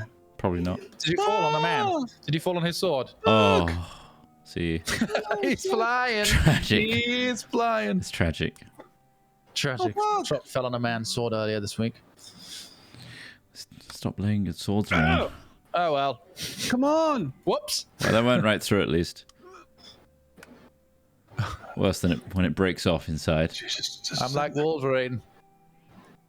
Except I poo out my swords. Ah! Come on, Ross. You've still got time. It's going to cost you massively, but you're going to do it. Yeah, you've done all right. Oh, I chewed through a few seconds of my 15. reserve there. Don't make mistakes. That's what I say. Noted. Shit. Oof, he's off. Right, not the best start, but he's still got 60 seconds. What can he do with those seconds? You'll see now. Look at him fly. Oh, that's flying. Oh, that's some pace. There's some pace. He's soaring above. He's feeling it. Oh, there are some strong vibes here. Oh. It's getting fiddly, isn't it? I mean, these men are really not. Whoopla. Whoopla. Go. Spotty boy. Almost at the top. Oh, he's only just got into his reserve. And he's hanging on. Oh, nice. I'm a terrible note taker. What does that mean? What does that mean? What notes were you taking? How's this and relevant? Why are you taking them terribly? What's it to do with? There we go, clambering. Hold on, let me get my notepad. Here's the professional. He's climbing very clean today. The breeze isn't affecting him. Carmine? Wyand? Really struggling with the name there. Or either that or you're trying to sort of speak Jamaican. Carmine. I can't do it. Wyand. Wyand. Oh, he's done this effortlessly. With reserve. Oh, I ate a second of my reserve. Not happy about that. What a high standard he's setting for himself. Oh, I see. Ross said, don't make mistakes. And then I said, noted. At which point I immediately made a mistake. I'm bad at note taking. It makes sense. Yeah, no, it makes sense. It's good. I gave you a very good note. Miles to Frang here, flying up the pole. It's a beautiful sight. He's really moving. He knows exactly where to grip and where to leave his legs out. He does. You know, the legs are the problem. It's good. The legs are the problem. They really flail. You've climbed most of this backwards. I can't believe he did that. Nice climb. 7 seconds. Great climb. I think that's the fastest we've had so far. That's completely intact reserve. It's exceptional work. It's getting tense. Oh, a little bit of capoeira up to the goat there. In the chest. Good chest grab. It's a little bit of capoeira up to the goat as he moves up to pole speed. He's been set free. Oh, he's mantled again with the red line. No. I hate everything.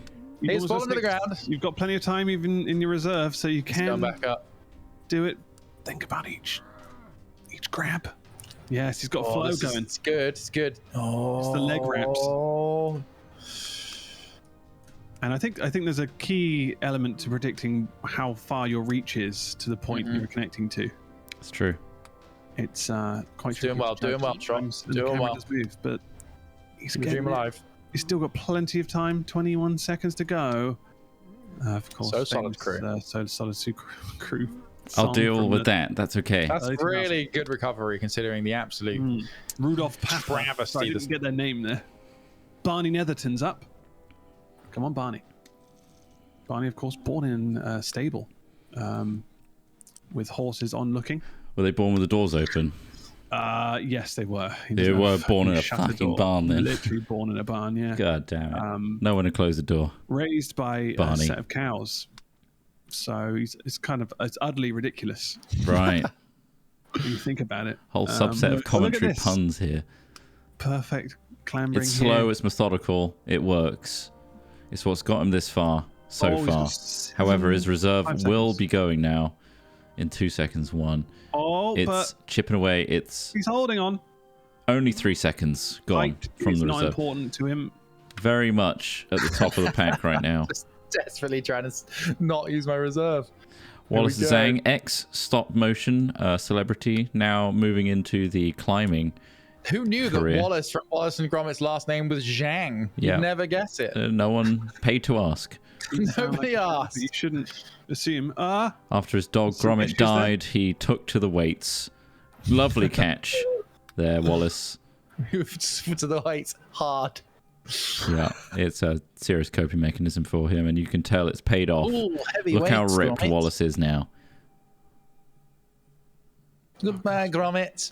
I was incredibly attached to you, and you seemed remarkably sentient for a creature that only lived about 13 years. Morty, Gromit? Yeah, I fed you cheese, so I actually shaved a couple of years off. Cheese and crackers all the time. Just under 18 seconds left. You'd be dramatically fatter. What breed of dog is Wallace? He's supposed to be a beagle. Gromit. Is it? He's a beagle. Yeah, supposedly. What a staple. You kind of see his little mannerisms, kind of work. It's just a dog, though, isn't it? Just an animated dog. So Snoopy. I've not seen. It's a fucking dog, isn't it? Snoopy doesn't look anything like a beagle. I don't think. Yeah, but apparently it is. He's way too small. Yeah, and they're both like. I mean, well, all the proportions are fucking weird. He's meant to be a little pup, isn't he? I guess so. He's remarkably jaded for a puppy. I think they've just chosen them because of their big ears. Here we go. This is an effortless climb from Chris. Another great climb there. He's not probably the best climb we've seen. Look at that. Right up there. Best climb we've seen from him today. Back muscles there. You guys are really pulling it. Like I'm struggling now. Yeah. My slow hoping and for steady a is big going to mistake. Hoping for a stop big one. doing me favors. All right, here we go. Because that's basically it. The reason I've won them all before is because I'm just being a bit more consistent. You don't fall with off. you guys. Yeah. But like, I'm not very fast. It's the speed that you need to get to. Oh, you're really locked in. I'm stuck on myself. And is struggling. Oh, my past self screwing me over again. Who named you Eldridge? His biggest enemy is himself. Let's call him Eldridge. Eldridge. Yes, great name. Let's call him Eldridge. Surname Heiston. Yes, perfect. What a perfect name. Well, like kind of like a summoning kind of thing. The Eldritch. Like dark arts is what you're insinuating by calling our son this. Eldritch Blast. Yes, that's what I'll call him. Yes. Yeah. You're going to call him Eldritch Blast. And he's up there. Right. Okay. He's a cantrip. Oh, this is getting into some. He's a cantrip. Refugio Lisa. Up. Will the reserves be tanked? And it looks like that may well be the case. A very ropey start here by Refugio, refusing to even start the climb. I struggle with that one, I will say. I really tried to shoehorn that one in. He's taken a leisurely pace here. Super leisurely. Oh, wow. This is quite expert, actually. I agree with you there, Crass. I refugio to take my eyes off this performance. It's wonderful. Ooh, cost him some of that. Ooh, really cost him reserve time. Braggart. Just a bit, though. Just a bit. Just a little bit. Fail. Well, 12 seconds of reserve time here and a big climb ahead of him. He's whirlwinded off the post, up onto the goat here. First one is the big lips, onto Banana Boy, onto the man with the disease. I believe he's forgotten every name of the athletes so far that have ascended this tower. Here he mounts Isaac. No, that's you. Here he mounts Eldridge. One of these is called Eldridge. I don't know which one. He's near the top. He just went. Honestly, I just saw a big wanger and all I could think of was banana. Come on. He's doing it. It's amazing to watch. The nipples in this are the thing I would probably change. Yeah, they're why? disturbing. They're so pink and like make them look like hockey pucks. I'd like disc size. Discs. Large. Yeah. Nice one, Trott. 2 seconds left on your reserve the now. nipple should be shaped like a nose and it should be coming out. All right. Yeah, all right. Nose Down. nips. I'll support that. That's the thing that disturbs you in this game. Yeah. Everybody else is just normal sized people with normal sized penises. Yeah.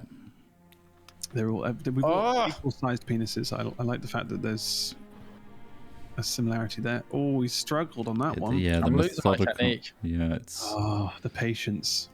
Up he goes. Nah, he's in the swing of it. Alden Heyman. It's the patience, but now the speed, the time. Tower we got today. The tower is all over the place. Oh. got the coordination down with the mouse clicks. And we're in the reserve. Not fumbled, which is something I do at this stage. It's playing the Lord of the Rings music to me at the moment. Oh god, I'm in my reserve. He's heavily in his reserve. 8, 9 seconds. 7. Oh 6, no, I can't see the top. 5, Can you? 4. Yeah. 3. We've There got it a bit is. of a man mountain here. 3 seconds. Can he get to the top? I think he might be able to just do it. Oh! Did he get in? I did it. I think I did it. Yeah, Oh I think my if you're in it God. when the time runs out, you're in it. But I don't think I can do this climb again. I don't can't think believe I can. it. I don't think I'm anyone not sure it's can. possible I don't in think 40 it's. seconds. Oh, fuck. Oh, And this is all because I got to go first as well, Trott. Like, if I'm one turn away from winning and losing, It's then impossible. yeah, it really is like because like I went first essentially. yeah. Which is bad. This game's inherently flawed. I need to beat you soundly in order to really make it seem like a real victory. Oh, this is a lovely climb, though. Lovely climb, really nice. I mean, you can tell that he's been literally practicing in his downtime. Desperate time. Look at this. Oh, he's spinning around on the spot there, though. That's going to cost him a couple. You still using a mouse, or are you using? Always. Yeah. No God, I time can't for get mistakes. No time for mistakes. There's so many mistakes being made. He's lost his balance. He doesn't know where up and down is. Oh, he's doing some crazy techniques to try and get. Come on! Oh, lovely. I love it. That was gorgeous. Yeah, a clap for just the sheer willingness effort. to take risks there. Oh man, it's so tricky. Was very good. Very tricky. Yeah. Okay. Beautiful start. Great start. Oh, nice start. Oh no, covered well. That's it. You're always a moment away from a beautiful gamble, or the the German who started crying because her horse wouldn't jump at the Olympics. The horse isn't jumping. Which in any other sport, I would have probably felt. He's running. He's learned how to walk. He's getting out of there. No. Oh my god! I don't want any part of this. This is the first time we've seen a contestant leave. Carl, this is it. How far can you get? How far can you go? He's getting away. Is this a cheat? Is this hacking? How are you doing this? Oh, he's. I got out of there. Oh yeah. Shamed him, and Al Smithy has won once again. Oh, kept his position. Look at that. I am. Look how tall it was. 89 feet. Pretty big one. It's one of our tallest.